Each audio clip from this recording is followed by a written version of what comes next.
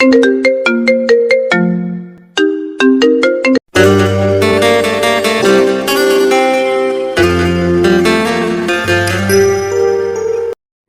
নতুন ভালোবাসার গল্প পেতে আমাদের চ্যানেলটি সাবস্ক্রাইব করে পাশে থাকা বেল আইকনে ক্লিক করুন।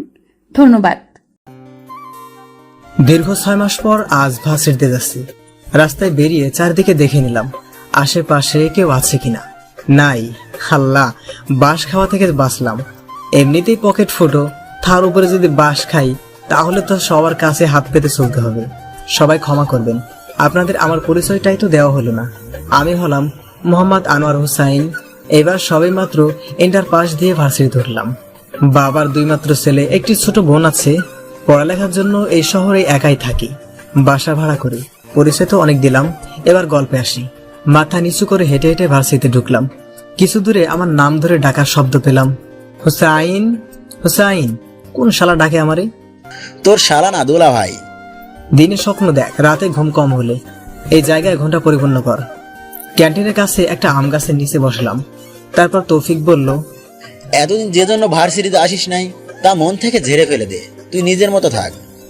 সেটাই ভাবছি। কিছুক্ষণ পর একটি মেয়ে আমার সামনে আসলো। ওই হুসাইনের বাচ্চা, তুই এতদিন ভার্সিটিতে আসিস নাই কেন? আসসালামু আলাইকুম আন্টি, কেমন আছেন? ওয়ালাইকুম আসসালাম। ওই কে রে তোর আন্টি? সরি আপু, কেমন আছেন? আলহামদুলিল্লাহ ভালো। তুই কেমন আছিস? আলহামদুলিল্লাহ ভালো। ক্লাস নাই? ক্লাসে যা, ফাঁকিবাজ। কিছু বললাম না। পরে তৌফিক বলল, যাচ্ছি আপু, একটু পরে। চোখ নাক লাল করে রাগে বিড়বিড় করতে করতে মেয়েটা চলে গেল। ডাইনি, ডাইনামাইট একটা, মনে হয় ফেটে যাবে। ঠিক বলছিস দোস্ত, এত রাগ, তোর অবস্থা তো শেষ। যার পাল্লায় পড়েছিস। সেটাই, কিভাবে যে বাঁচবো এর হাত থেকে প্রচন্ড ভয় করে। দেখলেন তো, এতক্ষণ যে মেয়েটা সম্পর্কে কথা হচ্ছিল সে আর কেউ নয়, আমার ভয়। নাম জান্নাত। একই ভার্সিটি থেকে মাস্টার্স করছে, ফাইনাল ইয়ার। ধনী পরিবারের মেয়ে, বাবা মায়ের আদরের মেয়ে, ভাইয়ের আদরের বোন। চল, অনেকদিন ক্লাস করি না, ক্লাসে যাই। আচ্ছা চল। ভালোভাবে ক্লাস শেষ করলাম। ক্লাস থেকে বের হয়ে, দোস্ত তুই একটু এখানে দাঁড়া, আমি 2 নম্বর কাজ সেরে আসি। হঠাৎ হাতে টান অনুভব করলাম। ঘুরে দেখার আগেই ট্রেনে একটি রুমে নিয়ে কেউ আমার গলা টিপে ধরেছে। শ্বাস নিতে কষ্ট হচ্ছে, ছেড়ে দিন আমাকে। যা, ছেড়ে দিলাম। আপু আপনি? ওই কে তোর আপু? কেউ না, ছেড়ে দিন আমাকে। আগে বল, আর আপু বলবি? না না, আর বলবো না। মনে থাকে জানো, আরেকবার আপু বললে তোকে আমি খুন করব, তারপর জেলে যাব। জেলে যেতে হবে না। তুমি আমার নাম ধরে ডাকবে। এই কি করছেন, ছাড়ুন। উম, উম, কি করলেন এটা? ধুর, ভালো লাগে না। আমি আমার জিনিসে অধিকার খাটালাম, মানে কি বলছেন এসব? পাপ্পি দিয়ে সিল মারলাম। আপনি আর আমার সামনে আসবেন না। জান্নাত লজ্জা পেয়ে মাথা নিচু করে রইল। ছাড়িয়ে বাইরে বেরিয়ে আসলাম। মাথা ঘুরছে। যে জন্য এতদিন ভয়ে ভার্সিটিতে আসলাম না, সেই ভয় এখন পিছু পিছু তাড়া করছে। চল দোস্ত, আমার হয়ে গেছে। আচ্ছা চলো। বাসায় আসার পরে রান্না করলাম। তারপর খাওয়া দাওয়া করে বাড়িতে ফোনে কথা বলার পর বিছানায় শুয়ে আছি। আমার মাথায় শুধু 6 মাস আগের কথাই মনে পড়ছে, সাথে ভয় হচ্ছে। 6 মাস পূর্বের কথা। এইচএসসি পরীক্ষায় অনেক ভালো রেজাল্ট করে প্রথম ঢাকায় আসি একা ভর্তি পরীক্ষা দিতে। অবশ্যই ঢাকায় আমার অনেক আত্মীয় রয়েছে, কিন্তু কারো কাছেই যেতে মন চায় না। স্বাধীনতা বিনষ্ট হবে এই ভয়ে। রাতে একটি হোটেলে থাকতাম। সকালে ঘুম থেকে উঠে হলের দিকে যাচ্ছি ভর্তি পরীক্ষা দিতে। হঠাৎ 3-4 জন মেয়ে এসে আমার সামনে দাঁড়িয়ে কতক্ষণ আমাকে দেখলো, তারপর চারিদিক থেকে ঘিরে ফেললো। এখানে কি চান্দু, ভর্তি পরীক্ষা দিতে আসছো? এমনিতেই মেয়েদের থেকে 100 গজ দূরে থাকি, এখন তো সামনে। মাথা ঘুরছে চক্রার মারার মতো। ওই ওই কি ভাবছিস? হ্যাঁ জি না, না কিছু না। হ্যাঁ। ভয় পেয়েছে। চান্দু, মানিব্যাগ আছে, বের কর। জি আছে, কিন্তু বের করব কেন? আমি বলছি তাই বের করবি। দেখি দেখি। আমি কিছু বলতে পারছি না। মনে হয় কেউ মুখে সুপার গুলো লাগিয়ে দিয়েছে। মানিব্যাগ থেকে 200 টাকা বের করে মানিব্যাগটা ফেরত দিল। এই 200 টাকা তোর জরিমানা। কেন? আমার অপরাধ কি? গোপনে অপরাধটা বলা যাবে না। মেয়েগুলো টাকা নিয়ে কিছু দূরে থাকা ভিক্ষুকদের দান করতে লাগলো। দান করবে ভালো কথা, কিন্তু সেটা এভাবে অন্য কারো কাছ থেকে টাকা হাইজ্যাক করে। মনে মনে ভাবলাম। ভয়ে ভয়ে ক্লাসরুমে গেলাম। ক্লাসে যাওয়ার পর মাথা থেকে সব চিন্তা ফেলে একটা চিন্তায় রইল, কিভাবে এই ভার্সিটিতে চান্স পাবো। কিন্তু মনে ভয়টা এখনো আছে। পরীক্ষা শেষে কি করে আবার মেয়েগুলো। পরীক্ষা ভালোভাবেই দিলাম। বাহিরে বের হয়ে সেই মেয়েগুলোকে কোথাও দেখলাম না। বড় বাঁচা বাঁচলাম। হুসাইন, তুই এই জায়গায় পরীক্ষা দিস? না, ঘুরতে আসছি। এটা তো চিড়িয়াখানা, সব জীবজন্তু ঘোরাফেরা করছে, দেখো না। আরে অনেকদিন পর দেখা হলো, তোর হেয়ালি কথা এ জীবনে যাবে না? দেখতেই তো পাচ্ছ, এখানে সবাই পরীক্ষা দিতে আসছে। আবার জিজ্ঞাসা করতেছো কেন? তুই কি পুঁটি মাছের জ্ঞান নিয়ে ঘোরাফেরা করিস? মানে কি বলতে চাস? হ্যাঁ, শীতে খালে বাগ দিয়ে এক পাশে জাল পেতে অন্য পাশের পানিতে লাঠি দিয়ে বাড়ি দিলে পুঁটি মাছ উল্টা পথে দৌড় না দিয়ে লাফ দিয়ে শুকনো স্থানে ওঠে। তুই শালা সেই পুঁটি মাছ। তুই আমার যতই পচাও, আমি কিন্তু প্রতিদিন ফরমালিন খাই, আমি পচবো না। তুই আসলেই ফরমালিন। তোর ভাঙা রেডিও বন্ধ করে চল, বাইরে কিছু খেতে হবে। কিছু খাইনি সকালে। আচ্ছা চল যাই। কিছুদিন পর ভর্তি পরীক্ষার রেজাল্ট দিল।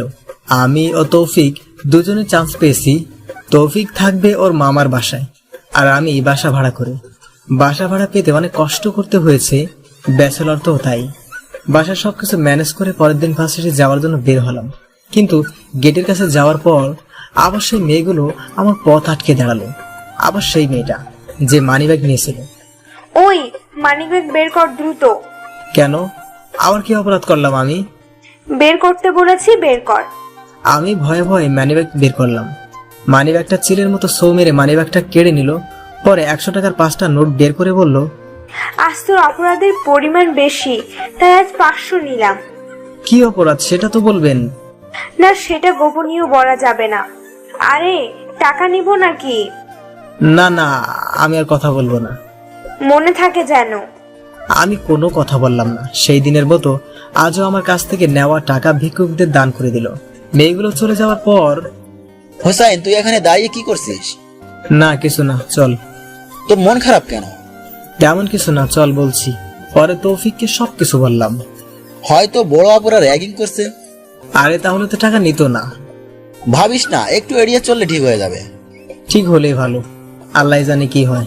তারপর থেকে প্রতিদিন লেট করে ভার্সিটিতে যেতাম, এড়িয়ে চলা যাকে বলে, যার ফলে দেখা হতো না। এর মধ্যে বড় আপুগুলোর পরিচয় জানতে পেরেছি। সবাই আমার থেকে 6 বছরের সিনিয়র। হঠাৎ একদিন যেখানে বাঘের বাস সেখানে সন্ধ্যা হয়, এমনই ভার্সিটি গেট দিয়ে ঢুকতে যাব, সামনে দেখি হলুদ ড্রেস পরা বড় আপুর গ্যাংয়ের একজন দাঁড়িয়ে আছে। সে অন্য কেউ না, মানিব্যাগ ছিনতাইকারী জান্নাত। মনে হয় ভয়ে কলেজা পর্যন্ত ঠান্ডা হয়ে গেছে। হলদে পাখির ন্যায় ডানা উড়িয়ে সামনে এসে দাঁড়ালো। যেহেতু সে আমার সিনিয়র আপু, তাই সালাম দিলাম, আসসালামু আলাইকুম আপু। ওয়ালাইকুম আসসালাম। ঠাস ঠাস 2 গালে 2টা বাস পড়লো। একে তো ভয় পাই, তার উপরে আবার থাপ্পড় খেলাম। তাই মাথা নিচু করে আছি, মনে হয় চোখ দিয়ে আগুন বের হবে। ওই কে তোর আপু? আপনি আমার সিনিয়র, তাই তো আপু বলছি। আজ থেকে আমার নাম ধরে ডাকবি। আমার নাম ইফাতুল জান্নাত, আমাকে জান্নাত বলে ডাকবা। সূর্য আজ কোন দিক দিয়ে উঠলো, চারিদিকে তাকিয়ে মনে মনে ভাবছি, তুমি বলে ডাকছে, ব্যাপার কি? ডাল মে কুছ কালা হে, বিড়বিড় করে বললাম। মানিব্যাগ আজ কথা বলা শেষ করতে দিলাম না, মানিব্যাগ এগিয়ে দিলাম। আজ তোমার কাছ থেকে টাকা নিতে চাইছিলাম না, যেহেতু মানিব্যাগ বের করেছো তাই 100 টাকা নিলাম। তাও ভালো, বড় ধরনের অর্থদণ্ড থেকে বাঁচলাম। আজ তোমার অপরাধের পরিমাণ কম, তাই। এবারে জান্নাত আপু একটা মুস্কি হাসি দিয়ে চলে গেল। অন্য দিনের মতো আমার থেকে হাইজ্যাককৃত টাকা ভিক্ষুকদের দিল, সাথে সে নিজের থেকে কিছু টাকা দিল। খেয়াল করলাম যতই দূরে যাচ্ছে হৃদয়ের কেমন একটা টান অনুভব হয়, মনে হয় ভয়ের কারণে। দৌড়ে আসার পরেও ক্লাসে লেট হয়ে গেল। স্যারের কাছে অনুমতি নিয়ে ঢুকলাম। তৌফিকের পাশে বসতেই, ওই বেটা, চিড়িয়াখানার বান্দর, তোর লেট হলো কেন? তোর জন্য কতক্ষণ চিড়িয়াখানায় দাঁড়িয়েছিলাম জানিস? আর বলিস না, চিড়িয়াখানার ডাইনি বুড়ি আজ ধরছে। তাছাড়া পেলি কিভাবে? আর কিভাবে, প্রতিদিন যেভাবে ছাড়ে। কিন্তু কি আদর করছে নাকি? ধুর, বদমাইশ। এই ছেলে, এটা কি মাছ বাজার পেয়েছো নাকি? তোমাদের বাসা কোথায়? আমি আর তৌফিক নিশ্চুপ। তারপর কিছু ডায়লগ, আরো অনেক কিছু বলছি, সব নাই বলি। ভার্সিটির ক্লাস শেষে বাসা, আর বাসা থেকে ভার্সিটি, এভাবে চলছে। পাশাপাশি জান্নাত আপুর অত্যাচার তো আছেই। এমনিতে ব্যাচেলর লাইফ, তার উপর বাবার টাকায় চলা, সাথে ডাইনি বুড়ির মানি ব্যাগ অত্যাচার। মাসের শেষে পকেটের অবস্থা করুন। সারাদিন যেভাবে কাটুক, রাতে বাড়িতে কথা না বলে থাকতে পারি না। আব্বুই প্রতিদিন ফোন দেয়, আসসালামু আলাইকুম আব্বু, কেমন আছো? ওয়ালাইকুম আসসালাম। আমি ভালো আছি, তুমি কেমন আছো বাবা? আলহামদুলিল্লাহ ভালো আছি আব্বু। বাড়ির সবাই কেমন আছে? আলহামদুলিল্লাহ ভালো। তা তোমার খবর কি? আজ ভার্সিটিতে গিয়েছো? হ্যাঁ গিয়েছি। কোনো সমস্যা আছে? তেমন কিছু না, তবে কিছু টাকা লাগবে। আচ্ছা, কাল বিকেলে পাঠিয়ে দেব, টেনশন করো না। ঠিক আছে। আরো অনেকক্ষণ সবার সাথে কথা বলে ঘুমিয়ে পড়লাম। সকালে যথারীতি ভার্সিটির উদ্দেশ্যে বের হলাম। ভার্সিটির সামনে এসে জান্নাত আপুর সাথে দেখা। আজ এত লেট কেন? এমনি, তাতে আপনার কি? পকেটে টাকা কম থাকার কারণে আজ হেঁটেই ভার্সিটিতে আসছি, তাই মাথা একটু গরম, সাথে একজনের উপরে রাগ আছে। মানে এসব কেমন কথা? মাথা নিচু করে আসছি ভয়ে, আবার কি করে ফেলে আল্লাহ জানে। মানিব্যাগ বের করো, আজ তোমার অপরাধের পরিমাণ অনেক বেশি। ভয়ে মানিব্যাগ বের করলাম, সাথে সাথে কেড়ে নিল। মাথা নিচু করে আমার টেনশন একটাই, যা টাকা আছে তা যদি নিয়ে নেয় তাহলে বিকাল পর্যন্ত চলবো কিভাবে। হঠাৎ চেন খোলার শব্দে সামনে তাকালাম, দেখে জান্নাত আপু তার পার্স ব্যাগ থেকে 2টি 500 টাকার নোট বের করে আমার মানিব্যাগে ঢুকিয়ে দিচ্ছি। আমি তো শুধু অবাক নয়, মনে মনে ইন্তেকাল করব। তারপর বেহেশতে বসে স্বপ্ন দেখছি। নাও তোমার মানিব্যাগ। আমাকে টাকা দিচ্ছেন কেন? আজকে এটাই তোমার শাস্তি। আমাকে আর কিছু বলতে না দিয়ে চলে গেল। ক্লাস শেষ করে বাহিরে বের হলাম। আজ তৌফিক আসে নাই, তাই একা একা লাগছে। কিছুদূর হাঁটার পরে কারোর সাথে ধাক্কা খেলাম। হঠাৎ যার সাথে ধাক্কা খেয়েছি সে আমার শার্টের কলার ধরলো, তারপর বলল, এই তোর নাম কি রে? আমার নাম আনোয়ার হোসেন। কোন ইয়ারে পড়ো? অনার্স ফার্স্ট ইয়ারে। ভার্সিটিতে আসো কি মেয়েদের পিছনে ঘুরতে? মনে হয় ভাজা মাছটা উল্টাতে পারে না। এই ছেলে, এসব কি শুনছি? কি শুনছেন? আমার অপরাধ কি? তুই নাকি আমার বোনের পিছনে ঘুরঘুর করিস? না, আমি তো কোনো মেয়ের সাথে কথা বলি না। আর আপনার বোনকে? তাকে তো আমি চিনিই না। আমার বোনের নাম জান্নাত, মাস্টার্স পড়ে এই ভার্সিটিতে। আজ কিছু বললাম না, কিন্তু খবরদার যদি আমার কানে কিছু আসে বা আমি যদি কিছু দেখি তাহলে একবারে খুন করে ফেলবো। জান্নাত নামটা শুনে আমার শরীর কাঁপাকাঁপি শুরু হয়ে গেছে। যাকে ভয় পেয়ে দূরে দূরে থাকার চেষ্টা করি, কিন্তু সে তো। আর যদি মনে করিস আমি খুন করতে পারি না, তাহলে এই শহরে আমার নাম নিস, জানতে পারবি আমি কি জিনিস। আমার নাম মেহেদি চৌধুরী। আমি ভয়ে আর কিছু বললাম না। জান্নাত আপুর ভাই এবং তার বন্ধু আরো কিছু উত্তম মাধ্যম থ্রেড দিয়ে চলে গেল। এখন নিজের প্রতি নিজের রাগ হচ্ছে। কেন পারি না জান্নাত আপুর উপর রাগ করতে? এখন তো মেয়েদের পিছনে ঘোরার অপবাদ, তার উপরে খুনের হুমকি। জীবন গোমরা মনে হয় কানের নিচে দিয়ে অবস্থান করছে। একটু বেশি নড়াচড়া করলে খসে পড়বে এমন অবস্থা। ভার্সিটি থেকে বাসায় আসলাম, কিছুই ভালো লাগছে না। ওয়াশরুমে ঢুকে ঝর্ণা ছেড়ে ঘন্টা খানেক সময় গোসল করলাম। টেনশনের কারণে দুপুরে না খেয়ে ঘুমিয়ে পড়লাম। বিকেলে, হ্যালো, আসসালামু আলাইকুম। হ্যালো, ওয়ালাইকুম আসসালাম। আবু কেমন আছেন? আমরা সবাই ভালো আছি। বিকাশে টাকা পাঠিয়েছি, পেয়েছো? আব্বু, এখনো তো মেসেজ আসে নাই। আপনি কল কেটে দেন। কল কেটে দেওয়ার পর ব্যালেন্স চেক করে দেখলাম টাকা জমা হয়েছে। আব্বুকে কল দিয়ে জানালাম টাকা আসছে। বিকেলে বাইরে ঘুরতে বের হলাম। তৌফিক আছে সাথে। তৌফিককে সকালের ঘটনা সব খুলে বললাম। সব তো শুনলাম, বড় লোকের বিরাট কারবার। ওরা যদি কাউকে মেরে ফেলে তাতে ওদের কিছু যায় আসে না, টাকা দিয়ে সবার মুখ বন্ধ করে রাখে। তুই এখন থেকে জান্নাত আপুর থেকে দূরে থাক। ওই শালা, আমি কি জান্নাত ডাইনি বুড়ির সাথে কথা বলি নাকি? তারপরে মানে ওই ডাইনিটাই তো আমার পথ আটকায়। সবই বুঝছি, এবার চল বাসায় যাব, একটু পরেই অন্ধকার হয়ে যাবে। আচ্ছা চল। আর শোন, টেনশন করবি না। ঠিক আছে, টেনশন করব না। বাসায় এসে কিছুক্ষণ বই পড়ার পরে শুরু করলাম মোবাইল অত্যাচার। কখন ঘুমিয়েছি বুঝতে পারি নাই। সকালে ভার্সিটির উদ্দেশ্যে বের হলাম। আজ লুকিয়ে লুকিয়ে ভিতরে ঢুকলাম। ক্লাস শেষ করে লুকিয়ে লুকিয়ে বের হলাম, কিন্তু হুসাইন, দাঁড়াও দাঁড়াও। দ্রুত ভার্সিটি থেকে বের হয়েছি। তারপরও সামনে এসে, হুসাইন, তোমার সাথে আমার কিছু কথা আছে। আপনার কথা থাকলেও আমার নেই। তারপরেও দাঁড়াও। আচ্ছা বলুন। গতকাল আমার বড় ভাই তোমাকে কিছু বলেছে। তা দিয়ে আপনি কি করবেন? বলো কি বলেছে। ফোন বের করলাম। ফোনের স্ক্রিনের আব্বুর নাম্বার, মানে ভিতরে অনেক প্রশ্ন। আব্বু তো এই সময় ফোন করে না।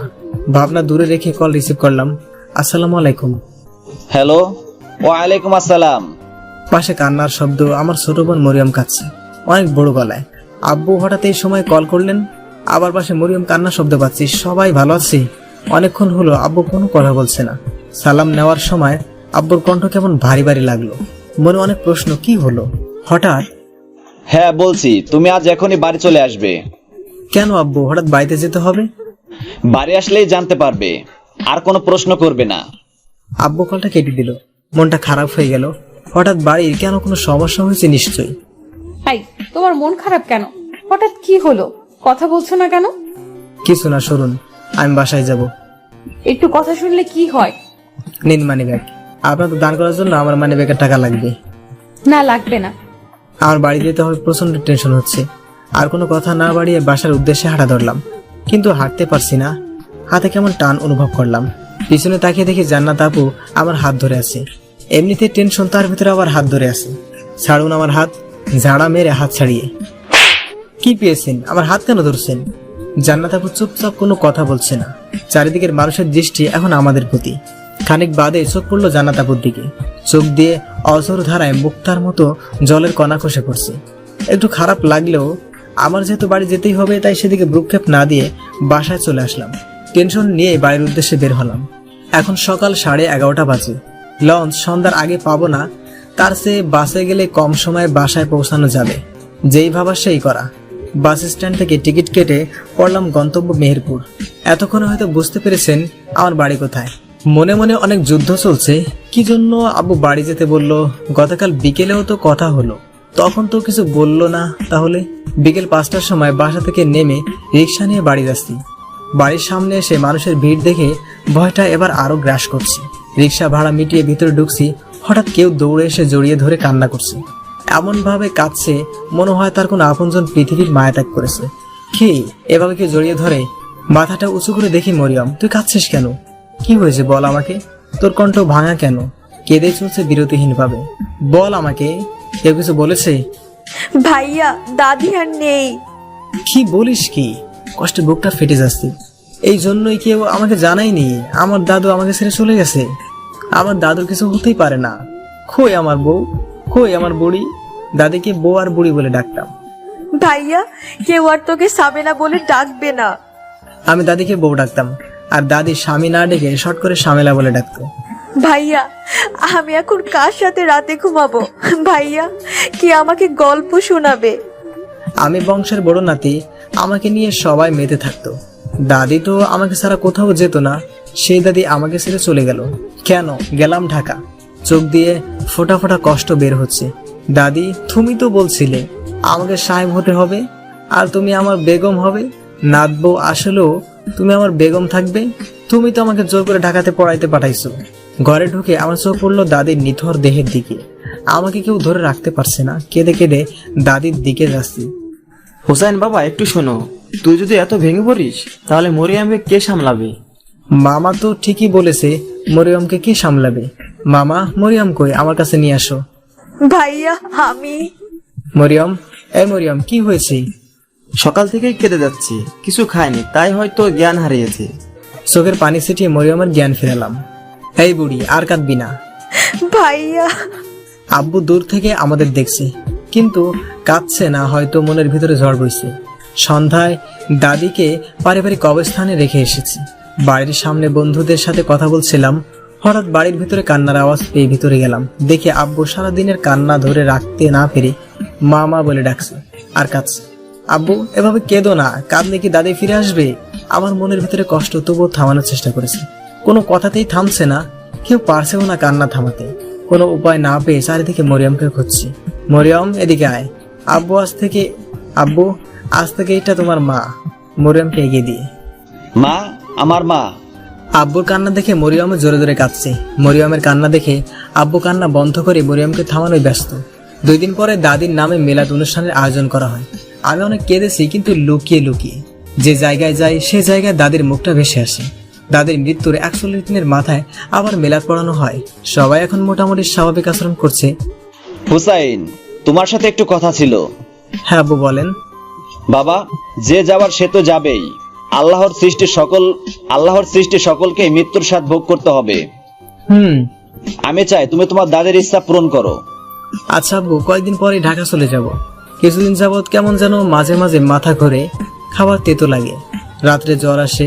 আমার শরীরের অবস্থা খারাপ দেখে হাসপাতালে ভর্তি করানো হয়েছে। অনেকগুলো টেস্ট করে ডাক্তার জানালো আমার জন্ডিস হয়ে টাইফয়েড জ্বরে রূপান্তরিত হয়েছে।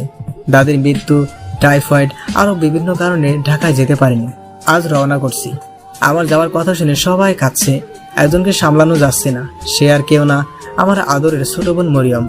অনেক বুঝে বাসা থেকে বের হয়ে আমি বাড়ির সামনে আসলাম। দাদির কবর জিয়ারত করে পিছনে ঘুরে আব্বুকে জড়িয়ে ধরলাম। পাশে আব্বু এবং মরিয়ম দাঁড়িয়েছিল। আমি আম্মুকে জড়িয়ে টপ টপ করে চোখের পানি ফেললাম। আম্মু মরিয়মকে কখনো একা ছাড়বে না, ও তো দাদির সাথে বেশি থাকতো, তবে সবসময় তোমার সাথে রাখবে। আমি সেটা বুঝি, তোকে বলতে হবে না। সবার কাছ থেকে বিদায় নিয়ে মরিয়মের কাছে আসলাম। দুই গালে হাত দিয়ে মুখটা উঁচু করে কপালে চুমা দিলাম সাথে। তারপর বললাম, সবসময় আব্বু আমার কথা শুনবি, আর প্রতিদিন স্কুলে যাবি, ভালোভাবে পড়াশোনা করবি, ঠিক আছে? আচ্ছা ঠিক আছে, তুমি সাবধানে যাবে। মরিয়মের সাথে কথা বলে আর পিছনে না তাকিয়ে রিক্সায় উঠলাম। আজ লঞ্চে যাব, তাই বিকেলে রওনা করছি। পরের দিন তৌফিককে কল করলাম। তৌফিক, আমি ঢাকা আসছি, বিকেলে একটু বাসায় আসবি। বিকেলে? আচ্ছা ঠিক আছে, আসবো বিকেলে। শোন, অনেকদিন ভার্সিটিতে যাই না, এতদিন কি পড়ানো হয়েছে জানি না। নোটসগুলো যদি কালকে দিতি তাহলে ভালো হতো। এইভাবে বলছিস কেন? তুই বললেই তো নোটস গুলো হাজির করে দিতাম। আচ্ছা রাগ করিস না, কালকে ভার্সিটিতে যাব। ভুলেও ভার্সিটির কথা মুখে আনিস না। কেন, কি হয়েছে? শালা, আমি এতদিন কি জ্বালাইছিলাম তা আমি নিজেই জানি। জান্নাত আপু তো তুই বাড়ি যাওয়ার পর থেকে জিজ্ঞাসা করছে তুই কোথায়, আসবি কবে। প্রথম তো দাদির কথা বলে পার পেতাম, এখন তো প্রতিদিন যথারীতি হুমকি দেয়। কি হুমকি দেয়? কি বলছে তাহলে শোন। ওই তৌফিকের বাচ্চা হোসাইন কই, আসবে কবে, সত্য করে বল, না হলে তোরে কুচি কুচি করে কেটে ডাস্টবিনে ফেলে রাখবো। আর হুসাইনের যদি পাই, ওরে আমি কাঁচা চিবিয়ে খাবো। কোন রাক্ষসীর পাল্লায় পড়লাম দোস্ত? তাই তো বলি, আপাতত তোর ভার্সিটিতে যেতে হবে না, যা নোটস লাগবে আমি এনে দেবো, পরিস্থিতি বুঝে তারপরে ভার্সিটিতে যাবি। আচ্ছা তাই করব। ভয় থেকে লুকিয়ে লুকিয়ে কাটিয়ে দিলাম অনেকটা দিন। হঠাৎ একদিন বিকেলে তৌফিক বাসায় আসলো। দোস্ত, একটা দুঃসংবাদ আছে। কি বল তাড়াতাড়ি। তুই যেটা ভাবছিস সেটা নয়। শালা বনিতা না করে তাড়াতাড়ি বল। আসলে আজ ভার্সিটির নোটিশ বোর্ডে দেখলাম 50% উপস্থিতি না থাকলে ফর্ম ফিল আপ করতে দিবে না। শালা এতদিন ছিলাম ট্যামের উপর, এখন বিস্ফোড়া। কি বলছিস উল্টা পাল্টা? বিস্ফোড়া পেকে গেছে, কিছু একটা তো করতেই হবে। ফাটিয়ে ফেল। শালা মজা নাও, আমি বাঁচি না আমার জ্বালায় আরো হাসছি। মারিস না, ব্যথা পাই। এবার জান্নাত আপুর সাথে বোঝাপড়া করতেই হবে। আমাকে এখন প্রতিদিন ভার্সিটিতে যেতেই হবে, নয়তো পরীক্ষা দিতে পারবো না। আমি গেলাম, সন্ধ্যা হয়ে গেছে। এই ছিল 6 মাস পূর্বের ঘটনা। এবার বাস্তবে আসি। অনেক তো মনের ভেতরে লুকিয়ে থাকা গোপন স্মৃতি কান পেতে শুনলেন। এবার বর্তমান কি হয় সেটাই দেখার পালা। দেখবেন তো নাকি পালিয়ে যাবেন। সন্ধ্যার সময় হালকা কিছু রান্না করে খেয়ে নিলাম। সবাই বলে বাঁচতে হলে জানতে হবে, আমি বলি বাঁচতে হলে খেতে হবে। রাতে আব্বুর সাথে কথা বলে ঘুমিয়ে পড়লাম। পরের দিন সকালে বাসা থেকে বের হয়ে একটি রিক্সা নিলাম, কিন্তু কিছু দূর যাওয়ার পর রিক্সার টায়ার ব্লাস্ট হয়ে গেল। কোনো উপায় না পেয়ে হেঁটে হেঁটে ভার্সিটির সামনে গেছিলাম। এমনিতেই হেঁটে হাঁপিয়ে মাথা গরম, তার ভিতরে যথারীতি আমার ভয় জান্নাত আপুর সামনে এসে দাঁড়ালো। আবার আপনি? হ্যাঁ আমি। কোনো সমস্যা? অনেক সমস্যা। আপনি আর আমার সামনে আসবেন না। আসবো কি আসবো না সেটা আমি বুঝবো। কেন আসবেন না তা তো জানি, টাকা লাগবে, তাই তো নিন টাকা। চমকে উঠলো, সাথে অসহায়ের মতো তাকিয়ে, লাগবে না আমার টাকা। তারপরেও বলছি, আজকের পর থেকে আপনি পথে আসবেন না। আসবো। আসলে কি করবি তুই? আপনাকে কিছু বলতে পারবো না, কিন্তু একটা কাজ করতে পারবো। কি কাজ করতে পারবি? এই ভার্সিটি থেকে চলে যাব। জান্নাত আপুর দিকে তাকিয়ে বুঝলাম সে চমকের শিখরে পৌঁছে গিয়েছে। প্রায় 2 মিনিট নীরবতা পালন করে বলল, আমি সামনে আসবো না, তবে 2টা শর্ত আছে, মানলে আসবো না।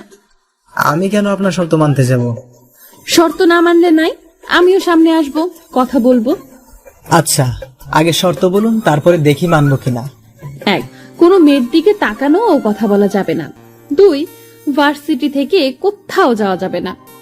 এমনিতেও আমি কোনো মেয়ের দিকে তাকাই না, কথা বলা তো দূরের থাক, আর এই ভার্সিটি থেকে কখনোই যাব না।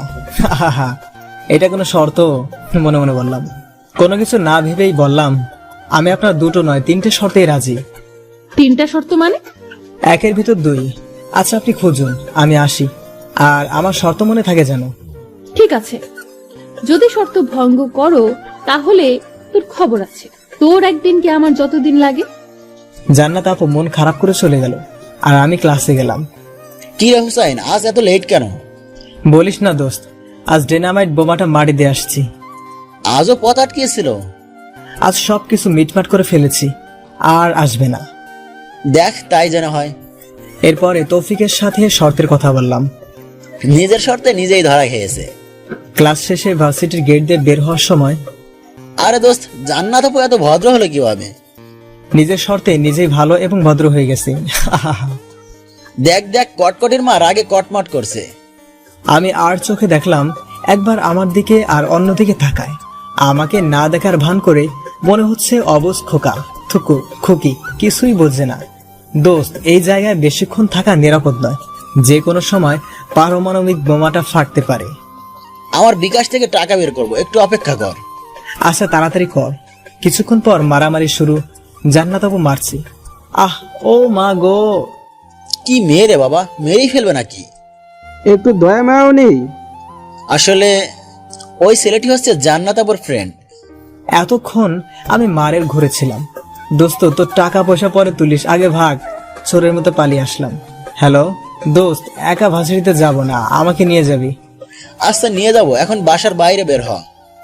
বাসা থেকে বের হয়ে ভয়ে ভয়ে ভার্সিটিতে আসলাম। আগের দিনের চেয়ে জান্নাত আপু আরো বেশি ভদ্র, কারোর সাথে কোনো কথা বলছে না। আর চোখে না তাকিয়ে চল ক্লাসে যাই, সময় হয়ে গেছে। ক্লাস শেষে দোস্ত, গতকাল জান্নাত আপু একটা ছেলেকে মারছিল, মনে আছে? হ্যাঁ আছে, কি হয়েছে তাতে? ওই ছেলেটা জান্নাত আপুর সাথে পড়ে। গতকাল জান্নাত আপুকে প্রপোজ করেছিল, তাই ওই ছেলেটাকে নাকি মারছে। কি বলিস? এভাবেই চলছিল প্রতিদিন। লুকিয়ে লুকিয়ে দেখতাম জান্নাত আপু আমাকে দেখছে, সামনে আসতো না, এমনকি কথাও বলতো না। দোস্ত, ক্যান্টিনে যাই। চল যাই, আমার খুব ক্ষুধা পেয়েছে। ক্যান্টিনে বসলাম। একটু দূরে জান্নাত আপু একা একা বসে আমার দিকে দেখছে আর চোখ মুছছে। চোখ রক্ত বর্ণ ধারণ করেছে। আমার খুব খারাপ লাগছে। হঠাৎ কি হলো? সেদিন শর্তের পর থেকে মনে মনে ভাবছি, দোস্ত, স্যার আমাকে ডাকছে। আচ্ছা যা। আমি দেখি জান্নাত আপু কাঁদে কেন। দেখি গিয়ে তৌফিক চলে যাওয়ার পরে আমি জান্নাত আপুর কাছে আসার সাথে সাথেই না ঠোঁটে মুছতে মুছতে বললাম, কি হলো? আপনি আমার সিনিয়র আপু হয়ে এটা কি করলেন? সি, এটা আপনি কিভাবে পারলেন? আমি আবার কি করলাম? আহা, এখন কিছুই বোঝে না, দুধের ধোয়া তুলসীর পাতা। আমার ঠোঁটে চুমু দিলেন কেন?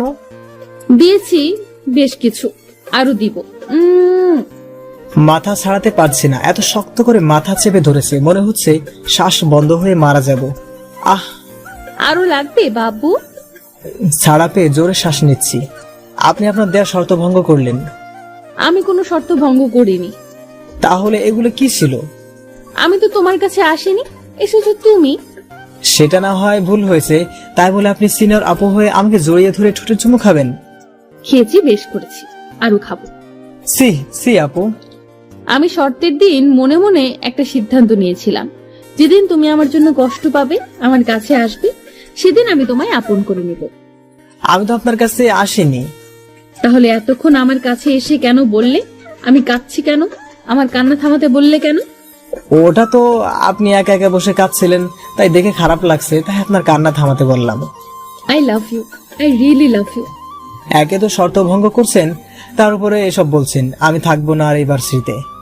না না, আমি আর বলবো না। আপনার কোনো কথাই আমি বিশ্বাস করি না। ঠিক আছে, আমার কোনো কথা বিশ্বাস করতে হবে না। এটা তো বিশ্বাস করো, আমি এই ভার্সিটিতে আর 1 মাস আছি। জানি। আর 1 মাস পর চলে যাব, ঠিক আছে? কোনো কথা না বলেই আমার জায়গায় এসে বসলাম। তৌফিক ফাঁকিবাজটা এখনো আসে না কেন? কাজের কথা বলে প্রিন্সিপালের রুমে গেল। আর কতক্ষণ বসে থাকবো ক্যান্টিনে? ওই কালা বান্দর শালা এতক্ষণে আসার সময় হলো। কি করব, প্রিন্সিপাল ব্যস্ত ছিল তাই লেট হয়েছে। জান্নাত আপু চলে গেছে। ওই নামটা আমার সামনে আর নিবি না। কেন, আবার কি করলো? কি করেনি সেটা বল। আর তো 1 মাস, তারপর গায়ে হাওয়া লাগিয়ে ঘুরিস। চল এখন। চলেন মশাই। 1 মাস ভার্সিটি আসতে যেতে সময় হয়ে গেছে। কয়েকদিন যাবৎ লক্ষ্য করছি জান্নাত আপু বারবার সামনে আসে, কিন্তু কোনো কথা না বলে মুচকি হাসি দিয়ে চলে যায়। আজ জান্নাত আপুর বিদায় নিয়ে চলে গেছে, সাথে আমার ভয়টাও অনেক ক্লান্ত থাকার কারণে সন্ধ্যায় ঘুমিয়ে গেছে। আম্মু, আসসালামু আলাইকুম। ওয়ালাইকুম আসসালাম। আম্মু কেমন আছো? বাড়ির সবাই কেমন আছে? হ্যাঁ, সবাই ভালো আছে। একটা কথা শোন, আমার চাচাতো ভাইয়ের মেয়ে বিদেশ থেকে এসে তোর ভার্সিটিতে ভর্তি হবে। বাবা একটু সাথে থাকিস। আম্মু ঠিক আছে, থাকবো। আমার নাম্বারটা দিয়ে দিও। আচ্ছা। আমরা মধ্যবিত্ত হলেও আম্মুর বাবার বাড়ির সবাই অনেক টাকাওয়ালার মালিক। রাতে একটি আননোন নাম্বার থেকে কল আসে। জানতে পারি আম্মুর কাছ থেকে নাম্বার পেয়েছি। পরের দিন ভার্সিটিতে আসতে বলে কল কেটে দিলাম। সকালে সমানভাবে বিভিন্ন প্রসাধনী মেখে ভার্সিটির সামনে গেলাম। এমনিতে কিছু মাখি না, কিন্তু আজ নতুন কারোর সাথে দেখা করতে যাব, তাই যাতে খ্যাত না বলে। অনেক খোঁজার পরে পেলাম। দেখতে মাশাআল্লাহ, চোখ ফেরানো যায় না, মুখ থেকে কোনো কথা বের হচ্ছে না। হ্যালো, আমি সিদ্রাতুল মুনতাহা। আমাকে মুনতাহা আপু বলে ডাকতে পারো। মুনতাহা আপু কেন ডাকবো? কারণ আমার ডাক নাম মুনতাহা, আর আমি তোমার সিনিয়র। ওহ, এত সিনিয়র আপুরাই কেন আমার ভাগ্যে পড়ে? জুনিয়র কি আদৌ জুটবে না? আচ্ছা, জান্নাত আপু তো তাকে আপু বলতাম, দেখে সে রেগে যেত। সে আমাকে জান্নাত বলে ডাকতে বলতো, তাহলে কি সে আমাকে সত্যি সত্যি ভালোবাসে? এই ছেলে, কি ভাবছো? না না, কিছু না। চলুন আপু, আপনার ভর্তির কাজ কমপ্লিট করি। হ্যাঁ, চলো যাই। ভর্তির কাজ শেষ করে মুনতাহা আপুকে নিয়ে পুরো ভার্সিটি ঘুরিয়ে দেখালাম। চল আমার সাথে। কোথায় যাব? আমার বাসায়। বাবা আমার থাকার জন্য নতুন ফ্ল্যাট কিনেছে, সেটা গোছাতে একটু সহযোগিতা করবে। কোনো কথা না বলে মুনতাহা আপুর সাথে বাসায় চলে আসলাম। গাড়ি থেকে নেমে হাঁটছি বাসার ভিতরে ঢোকার জন্য, কিন্তু একটা বিষয় মনে খসখস করছে। কেউ একজন আমার দিকে দেখছে। চারিদিকে তাকিয়ে দেখতে পেলাম না। মুনতাহা আপুর ফ্ল্যাট গুছিয়ে দিয়ে দুপুরে তার বাসায় খেয়ে বিকেলে বাসায় আসলাম। পরের দিন যথারীতি ভার্সিটিতে আসলাম। মুনতাহা আপুর সাথে তৌফিকের পরিচয় করিয়ে দিলাম। তারপর তৌফিকের কাজের কথা বলে চলে গেল। সময় কাটানোর জন্য আমি এবং মুনতাহা আপু বসেছিলাম। আজও মনে হচ্ছে কেউ পিছনে আছে, কেউ আমাদের ফলো করছে। তাহলে কি মুনতাহা আপু কাউকে সন্দেহ হওয়ার কারণে পিছনে দেখলাম? দূরে কেউ একজন আমাদের দেখছে, একটা ছেলে। কেউ কি মুনতাহা আপুর পিছু নিয়েছে? আসতেও পারে, তার বাবা অনেক সম্পদশালী। তাছাড়া সে দেখতে মাশাআল্লাহ চাঁদের পরীর মতো। কি সফট তার অধর। সে আমি কি ভাবছি? আপু চলো বাসায় যাব। আর একটু থাকি, ভালোই তো লাগছে। একটু বসার পরে আমি মুনতাহা আপুকে তার বাসায় রেখে আমাদের বাসা থেকে যাচ্ছি, কিন্তু আবারও কি আমাকে ফলো করছে। পিছনে ঘুরে দেখি সেই ছেলেটা আমার পিছনে। ভয়ে শরীর থেকে ঘাম ঝরছে। আমাকে সে মারবে না তো? কেন আমাকে ফলো করছে? উল্টা পাল্টা অনেক কিছু ভাবলাম। ভাবতেই ভাবতেই বাসার ভিতরে ঢুকে গেলাম। ভয়ে ভয়ে নির্ঘুম রাত পার করছি। সকালে ভার্সিটির সামনে আসার পর সেই ছেলেটির সাথে আরো কয়েকটা ছেলে আমার সামনে দাঁড়ালো। এই তুই দাঁড়া, তোর সাথে কথা আছে। আমি কিছু করিনি, আমাকে যেতে দিন। তোর সাথের মেয়েটার নাম কি? তা দিয়ে কি করবেন? যেটা জানতে চাইলাম সেটা বল, নয়তো তোর কপালে খারাপই আছে। মুনতাহা। তোর কি হয়? আপু হয়, মামাতো বোন। যা হয় হোক, ওর থেকে 3 হাত দূরে থাকবি, নয়তো তোকে ভ্যানিশ করে দিব। আমার আপুর সাথে আমি থাকবো। তোকে কি বলি কানে যায় না, নাকি মারের প্রয়োজন? আমি তো ঘেমে শেষ, মানে জ্ঞান হারালাম ভয়ে। জ্ঞান ফিরে দেখি আমি বাসায়, মানে আমি এতক্ষণ ঘুমিয়েছিলাম। চারিদিকে হালকা আলো চোখে পড়ছে। ঘড়ির দিকে চোখ পড়লো 5:30, মানে সকাল। এতক্ষণ আমি স্বপ্ন দেখছি? স্বপ্ন আবার সত্যি হবে না তো। ভার্সিটি যাচ্ছি, আজ ভয়ের পরিমাণ অনেক বেশি স্বপ্নের কারণে। ভার্সিটিতে পৌঁছে সামনেই ছেলেটাকে দেখতে পেলাম। তখনই হুসাইন, বাসায় আসলি না কেন? ঘুম থেকে উঠতে লেট হয়েছে তাই। বুঝলাম, ফোন তো দিতে পারতি। এমনি দেইনি। চল ক্যান্টিনে যাব, সকালে কিছু খাইনি। ছেলেটার দিকে তাকিয়ে দেখলাম চোখ বড় বড় করে আমাদের দিকে দেখছে। আমার মনে শুধু স্বপ্নের ভয়। ক্যান্টিনের কাছে তৌফিকের সাথে দেখা। হোসাইন, কখন আসলি? অনেকক্ষণ হলো গেটের কাছে ছিলাম, চল ক্যান্টিনে যাই। আচ্ছা চল। ক্যান্টিনে বসার পরে একটি মেয়ে আসলো। মেয়েটি বলল, হ্যালো, আমি মিতু। হাই, আমরা তৌফিক, মুনতাহা আর হুসাইন। আপনার নাম কি? তা হবে কেন, আমার নাম হুসাইন। তাহলে যে বললেন আমি হুসাইন, বললেন যে? আমি বাদ দিয়ে শুধু হুসাইন, সবাই একসাথে হেসে দিল। তা তুমি কোন ইয়ারে পড়ো? আমি ফার্স্ট ইয়ারে পড়ি। আপনারা? আমরা সেকেন্ড ইয়ার। মুনতাহা আপু 4th ইয়ার। আসলে আমি নতুন, তাছাড়া কোনো বন্ধু নাই, তাই আপনাদের সাথে পরিচিত হতে আসলাম। আমাদের সাথে কথা বলতে গেলে আপনি আপনি করতে পারবে না, তুমি করে বলতে হবে। আচ্ছা বলবো। দোস্ত, আজ আমাদের ডিপার্টমেন্টে নতুন লেকচারার আসবে। শুনলাম সে নাকি অনেক স্ট্রিক্ট। চল ক্লাসে যাই, নয়তো প্রথম দিন আমাদের না আবার শুলে চড়ায়। নতুন লেকচারার পুরুষ নাকি মহিলা তা জানি না। চল যাই। আপু, আমরা ক্লাসে গেলাম। মিতু, গেলাম। মিতু তৌফিকের দিকে তাকাতেই তৌফিক লজ্জায় মাথা নিচু করে ক্লাসের দিকে হাঁটা ধরল। ব্যাপার কি, আজ এত লজ্জা? কিছু না, ছেলেদের লজ্জা থাকতে নেই। আসলে আমি মিতুর উপর ক্রাশ খেয়েছি। আবার লজ্জা পাচ্ছিস? শালা ক্রাশ নামক পোকাটা খাওয়ার আগে তোমার লজ্জা কোথায় ছিল? ক্রাশ পোকা মানে? কিছু না, চল ক্লাসে যাই। দোস্ত, আমাকে একটু সহযোগিতা করবি? তা তোকে বলতে হবে না, চল। ক্লাসে এসে নতুন লেকচারার এর অপেক্ষায় বসে আছি, সবার দৃষ্টি দরজার দিকে। হঠাৎ প্রিন্সিপাল স্যারের সাথে একজন মহিলা বোরকা পরে ভিতরে প্রবেশ করলো। এই হলো তোমাদের নতুন লেকচারার মিস জান্নাত চৌধুরী। হ্যালো ম্যাম, অনেকেই বলল। হ্যালো, আমি তোমাদের ইংলিশ লেকচার দিব। তোমরা ক্লাস করো, আমি আসি। শুরু করা যাক। জি ma'am. Hey you, what's your name? My name is MD Anwar Hossain. ও, সে business and communication rules. Ma'am, হঠাৎ প্রশ্ন করবে বুঝতে পারিনি, তাই একটু অপ্রস্তুত হয়ে পড়লাম। পারবে না? ভার্সিটি আসো কি মেয়েদের দেখতে নাকি ঘুরতে আসো? ম্যাডাম, হোসাইন এরকম ছেলে না। তোমাকে সাফাই গাইতে হবে না। জি ম্যাম। আর তুমি দাঁড়িয়ে থাকো, ক্লাস শেষ করে আমার সাথে দেখা করবে। জি ম্যাম। ক্লাস শেষ করে নতুন ম্যাডামকে খুঁজছি, অবশেষে তার ক্যাবিনের সামনে গিয়ে, may I coming ma'am? Yes, coming, sit down. না, ঠিক আছে ম্যাম। তোমাকে বসতে বলেছি, বসবে। সারা ক্লাস টাইম তো দাঁড়িয়েছিলে। আচ্ছা ম্যাম, বসছি।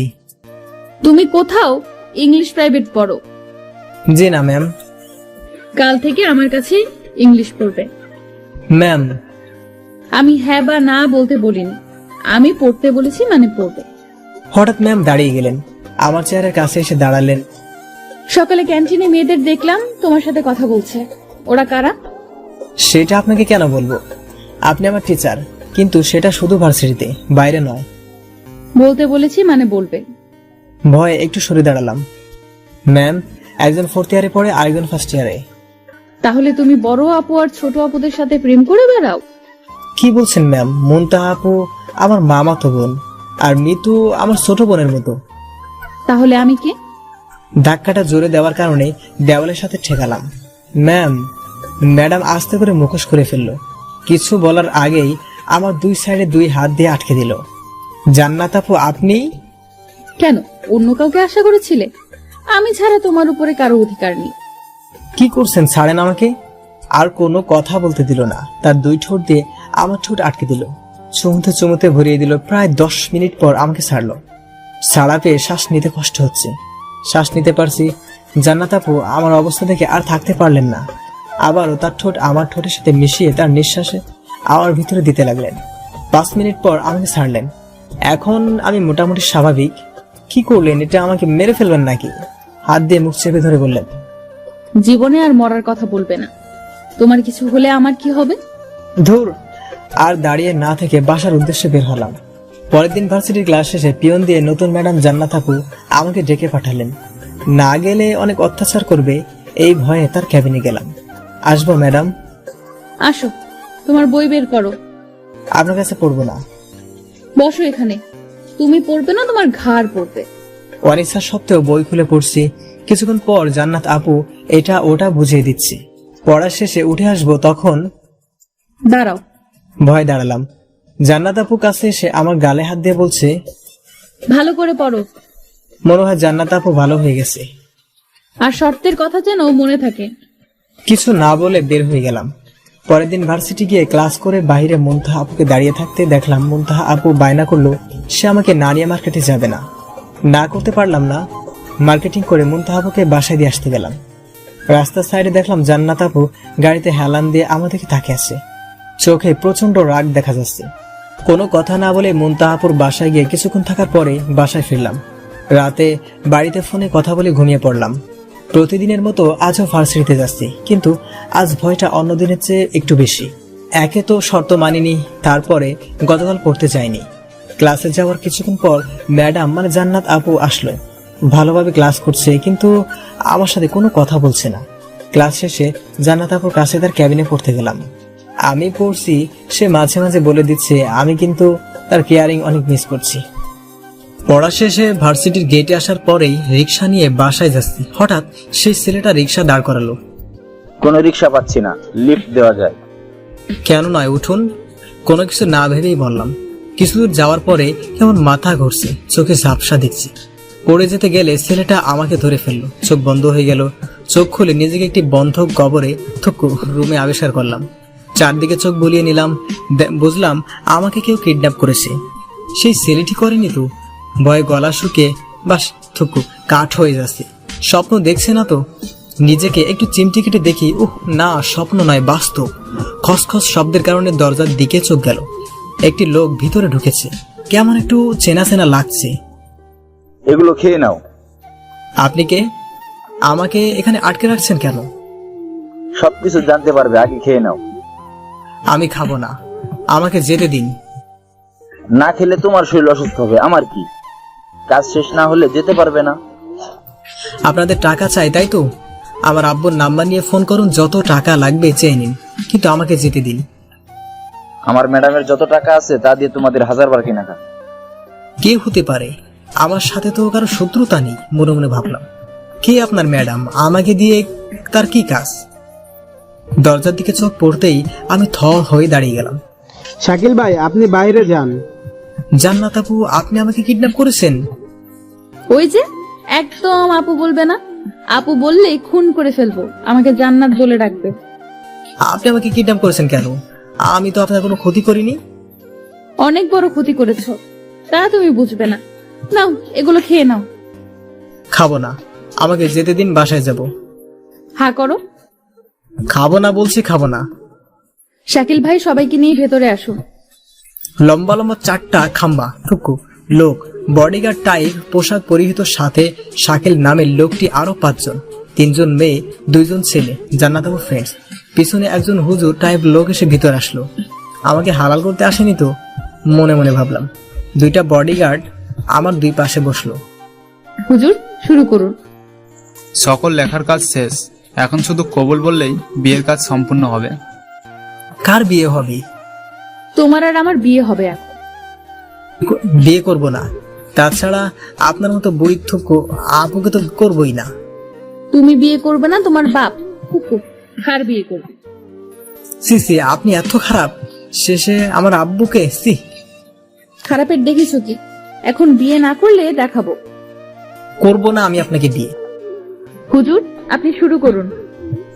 বিসমিল্লাহির রহমানির রাহিম।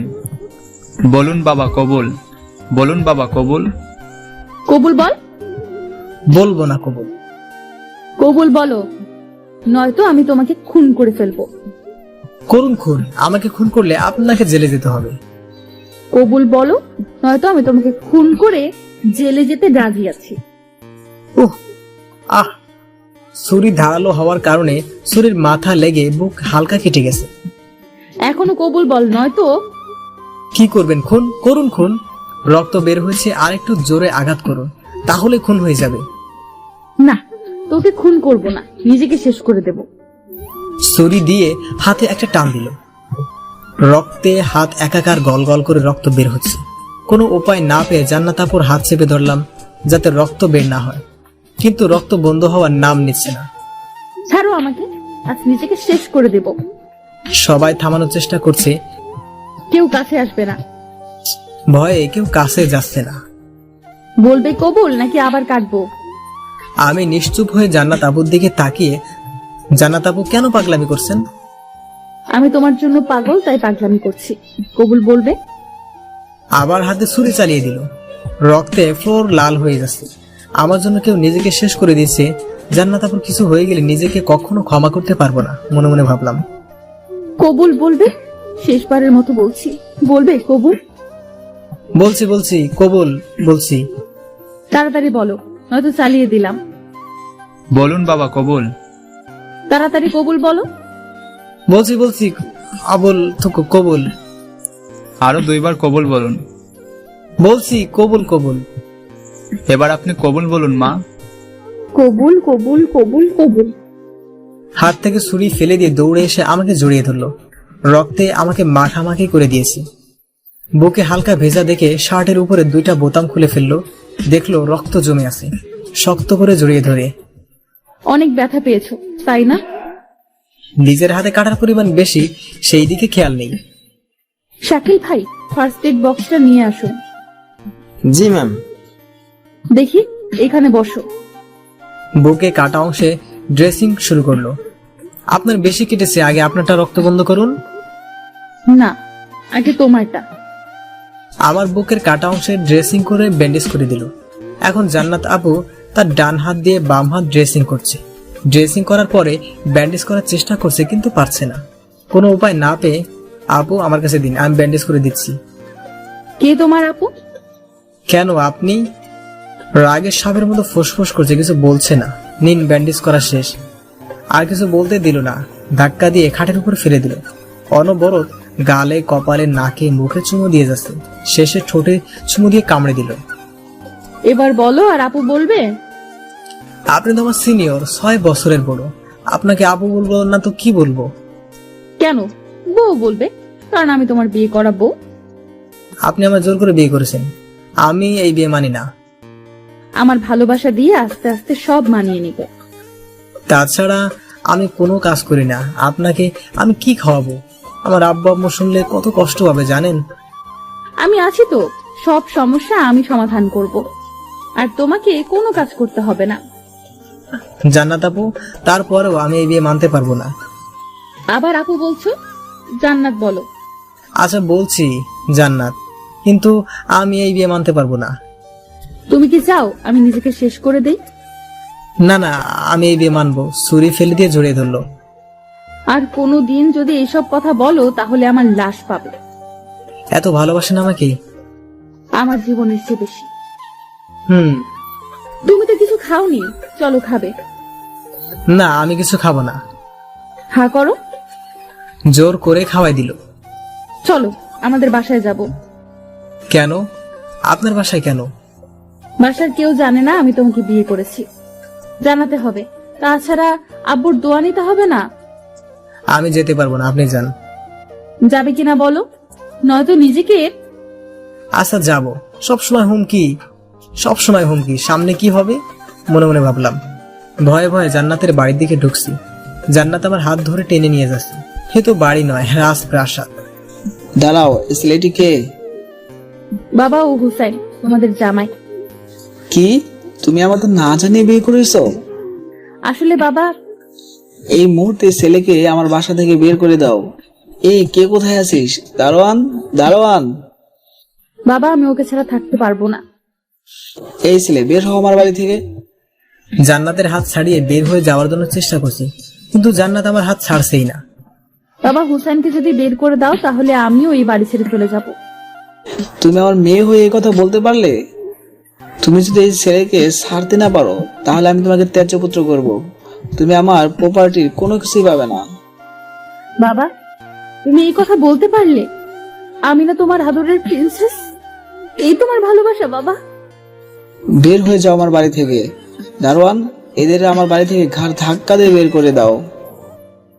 বাবা, বেরিয়ে যাও আমার বাড়ি থেকে। তোমাদের আমি যেন আমার বাড়ির আশেপাশে না দেখি। জান্নাত আপু, আপনি থাকুন, আমি চলে যাই। আমার জন্য আপনাদের ভিতরে সমস্যা কেন করবেন? চুপ, একদম চুপ, আর একটা কথা বলবে না। জি স্যার। গার্ডের আসলো। এদের ঘাড় ধাক্কা দিয়ে বের করে দাও। জি স্যার। তোমরা পারবে না, তাহলে আমি বের করছি। জান্নাতের মা এতক্ষণ ধরে চুপ করে আছে, কিছু বলছে না। স্বামীকে অনেক ভয় পায়। জান্নাতের বাবা আমার শার্টের কলার এবং জান্নাতের হাত ধরে টানতে টানতে বের করে দিয়ে দরজা আটকে দিল। বাবা, তুমি এটা কিভাবে করলে বাবা? উঠুন, আপনি এখানে থাকলেই পারতেন। তুমি আবার কথা বলছো? আমি আর আপনার সাথে খেলবো না, আমার সব খেলনা ফিরিয়ে দেন। তা কেন খেলবে না? আপনি আমাকে সবসময় ধমক দেন, তাই। ওলে আমার পিচ্চি জামাইটা রাগ করেছে। এখন আপনি কোথায় যাবেন, কোথায় থাকবেন? কোথাও যাব না। তাহলে কি এখানে, মানে রাস্তায় থাকবেন? কেন, তুমি যেখানে থাকবে আমিও সেখানে থাকবো। না, আপনাকে আমার সাথে নেব না। তুমি আমাকে তোমার সঙ্গে নিতে বাধ্য, কারণ আমি তোমার বিয়ে করাবো। আমি এই বিয়ে মানতে পারবো না। জান্নাত আপু দৌড়ে রাস্তার মাঝখানে চলে গেল। কি করছেন? আমি তোমাকে ছাড়া বাঁচতে চাই না। কিছুক্ষণ ভেবে, ঠিক আছে, আপনি আমার সাথে থাকবেন, কিন্তু আমি যেখানে থাকি সেখানে আপনাকে নিয়ে থাকা যাবে না। কেন? তুমি থাকতে পারলে আমি কেন পারবো না? কারণ যারা থাকে সকলে ব্যাচেলর। আচ্ছা, আগে তোমার বাসায় চলো, তারপর নতুন বাসা বের করা যাবে। আসুন আমার সাথে। একটা সিএনজি নিয়ে বাসার সামনে আসলাম। এতক্ষণে সন্ধ্যা হয়েছে।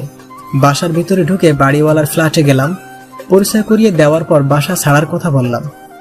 যেহেতু তোমরা বিবাহিত, রাত তো হয়ে গেল, আজ আর বাসা কোথায় পাবে? তাই বলছিলাম আজ এখানেই থাকো, কাল বাসা খুঁজে অন্য বাসায় উঠবে। আপনাকে অনেক ধন্যবাদ। আমি ঠিক একই কথা বলতে চাইছিলাম। ধন্যবাদ দেওয়ার কি আছে? তাছাড়া বুঝতেই তো পারছো, এখানে 1 তলা থেকে 5 তলা পর্যন্ত অফিস হিসেবে ভাড়া দেওয়া হয়। 6 তলাতে আমরা থাকি। 7 থেকে 10 তলা ব্যাচেলার এবং স্টুডেন্টদের ভাড়া দেওয়া হয়। আমি সবকিছুই জানি। তোমাকে নিয়ে তো আমার কোনো টেনশন ছিল না, তুমি তো একা থাকতে, কিন্তু এখন তো তুমি একা নও। তারপরে বলবো, যেখানে থাকো ভালো থাকো। আচ্ছা, আপনারাও ভালো থাকবেন। কোথায় যাচ্ছ নতুন বৌমাকে নিয়ে? রাতের খাবার খেয়ে তারপরে উপরে যাবে। জোর করেই রাতের খাবার খাওয়ালো। তারপরে আমার রুমে 8 তলায় যাচ্ছি। লিফটে উঠলাম। লিফটে কয়েকজন সিনিয়র ভাই ছিল। তারা আমার দিকে, জান্নাত আপুর দিকে লোলুপ দৃষ্টিতে তাকিয়ে আছে। শালা তোর বোনের দিকে তাকিয়ে আছো, মনে চায় কোম্পানির বদমাশগুলোরে লিফটের জানলা দিয়ে নিচে ফেলে দিই। থুকু, লিফটের তো জানলা থাকে না। লিফটের 8 তলায় থামার পর সামনে কয়েকজন সমবয়সী এবং জুনিয়র ভাইদের সাথে দেখা। তোমাদের ভাবি। ভাই, আপনি বিয়ে করেছেন? আমাদের একটু জানালেন না? আমি নিজেই জানি না আর তোমাদের। তালা খুলে জান্নাত আপুকে ভিতরে নিয়ে গেলাম। যান, ফ্রেশ হয়ে আসুন, ওই রুমে যান, ওখানে ওয়াশরুম আছে। তুমি ফ্রেশ হবে না? আমি অন্য ওয়াশরুম ব্যবহার করছি।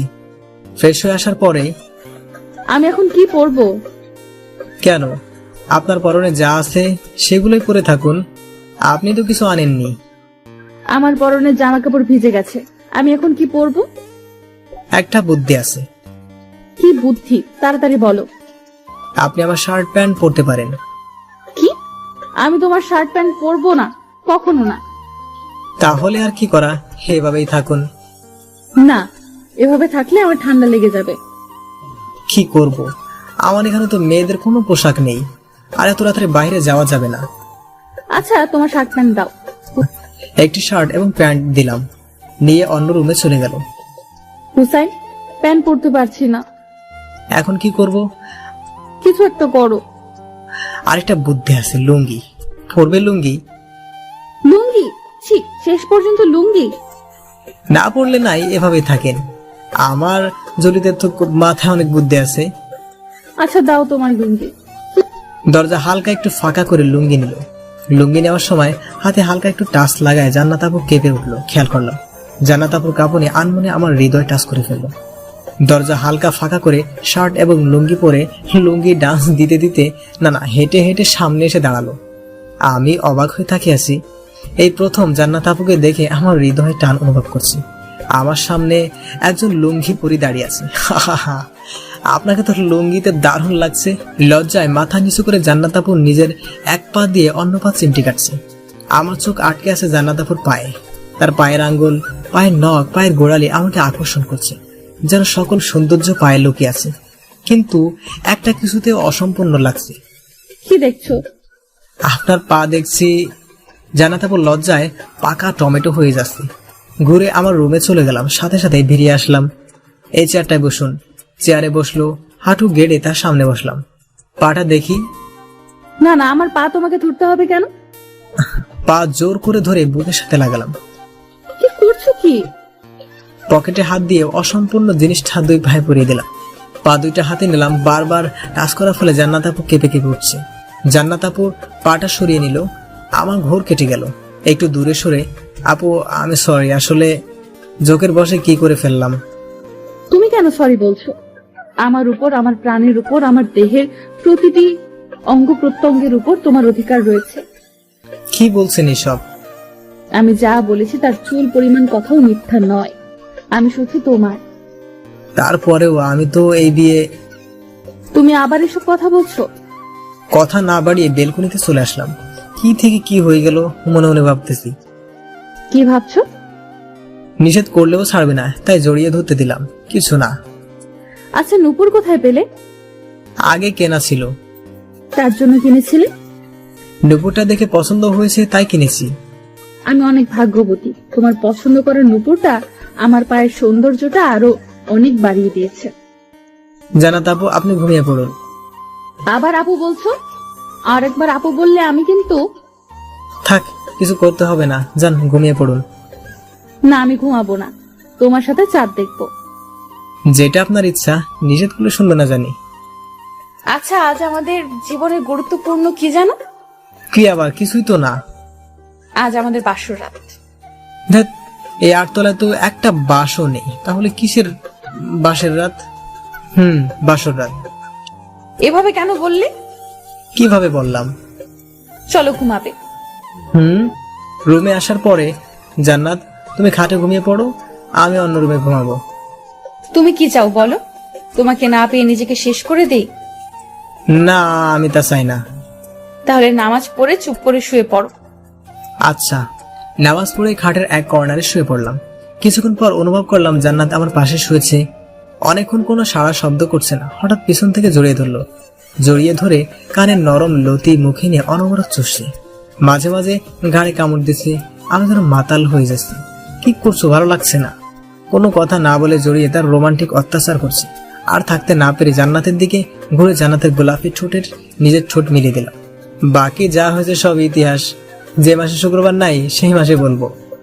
সকালে ঘুম থেকে উঠে দেখি আমি আমার সিনিয়র বউয়ের বুকে থুকু, আমার বুকে সিনিয়র বউ আমাকে জড়িয়ে ধরে ঘুমিয়ে আছে। রাতের এত রোমান্টিকতার কারণে চোখের ঘুম, তাই জান্নাতের কপালে একটা চুমু দিয়ে আমার ঘুমের সাগরে ডুব দিলাম। পানির ফোঁটা মুখে পড়ার কারণে ঘুম ভেঙে গেল। দেখলাম সিনিয়র বউ মিটিমিটি হাসছে। আমার পিচ্চি জামাইটা এত দুষ্ট আগে বুঝতে পারিনি। আর কোনো কথা বলতে না দিয়ে হাত ধরে টান দিয়ে নিজের সাথে মিশিয়ে চুমুতে চুমুতে ভরিয়ে দিল। আই লাভ ইউ পিচ্চি জামাই। I love you too senior বোম থুকু বউ। কি বললে? আমি বোম? আজ আমি তোমার পেট ফাটিয়ে ফেলবো। কিভাবে ফাটাবে শুনি? চুমু খাইয়ে খাইয়ে পেট ভরে ফেলবো, এরপর এমনিতেই ফেটে যাবে। তাই নাকি? তাহলে আসো, চুমু খাইয়ে পেট ভরিয়ে দাও। আমার পিচ্চি জামাই এত রোমান্টিক। রোমান্টিক ছিলাম না, হয়ে গেছে সিনিয়র বউর অত্যাচারে। কি? আমি তোমায় অত্যাচার করি? এভাবে মারলে তো আমি মরে যাব। জান্নাত মুখ চেপে ধরলো। মন খারাপ করে চলে যাচ্ছে। হাতটা চেপে ধরলাম।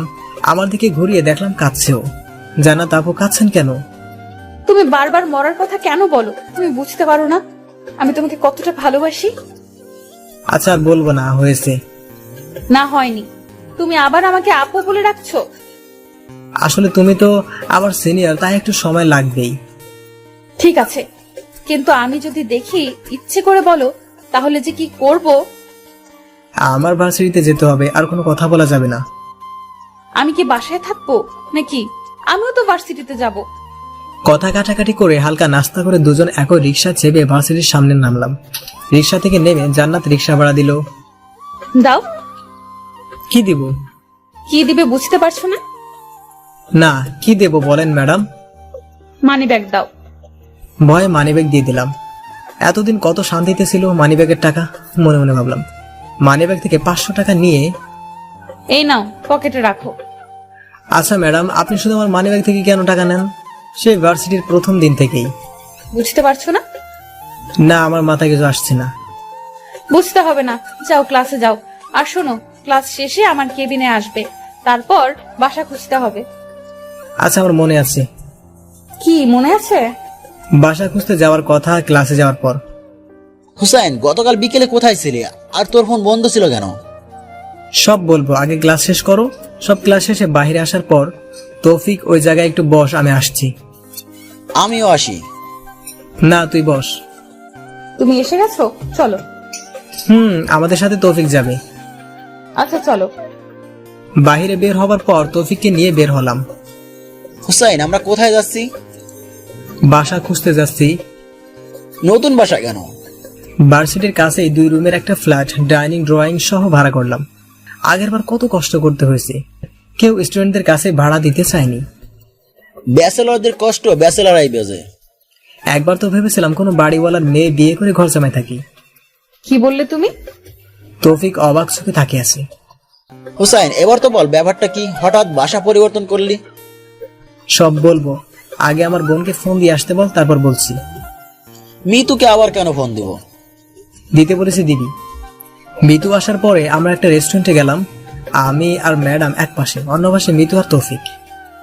দোস্ত এবার বল তো। ম্যাডাম আর আমি হাজবেন্ড ওয়াইফ। তৌফিক আর মিতু অবাকের চরম সীমায় পৌঁছেছে। দুজনে হা করে আছে। মুখ বন্ধ কর তোরা, মুখে মাছি ঢুকবি। কি বলছিস? যা শুনছো তাই।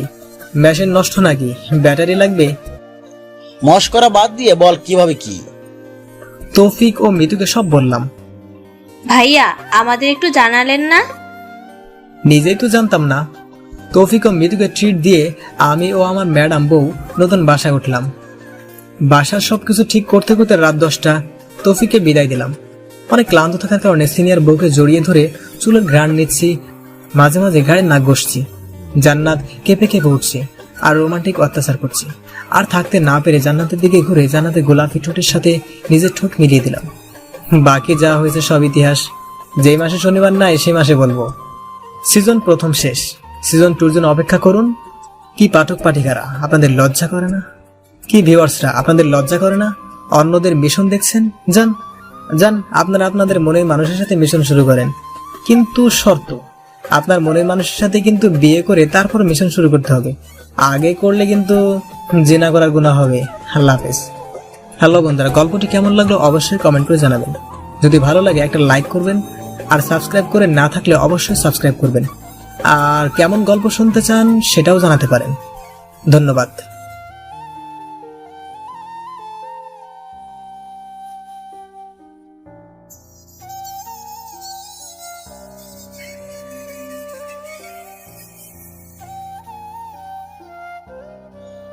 তিন বছর আগের কথা।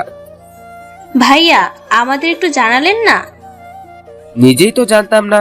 তৌফিক ও মিতুকে ট্রিট দিয়ে আমি ও আমার ম্যাডাম বউ নতুন বাসায় উঠলাম।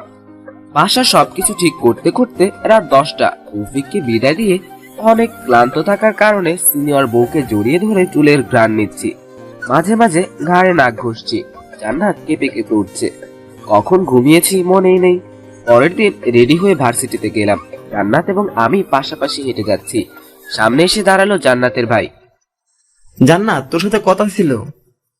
হুসাইন, তুমি ক্লাসে যাও। ঠিক আছে, যাচ্ছি। কি বলবে বলো ভাইয়া। তুই ওই ছেলেকে ডিভোর্স দিয়ে আমার সাথে বাসায় চল। তা কখনোই সম্ভব না, কারণ হুসাইন আমার হাজবেন্ড। আমি এই বিয়ে মানি না। জুনিয়র একটা ছেলেকে বিয়ে। বাবা আমাকে ত্যায্য করে দিয়েছে, সেই হিসেবে তোমার সাথে আমার কোনো সম্পর্ক নেই। কিন্তু তুমি যদি তোমার বোনকে একটু ভালোবেসে থাকো, তাহলে আর আমার বিয়ে ভাঙার কথা বলবে না। আমি তোর ভালোর জন্য বলছি বোন, তুই একটু বোঝার চেষ্টা কর। ওই ফকিনের বাচ্চা তোকে কিছু দিতে পারবে না। তোমার সাথে আমার আর কথা বলার ইচ্ছে নেই। ভালো থেকো, আর তোমার বাবা মার খেয়াল রেখো।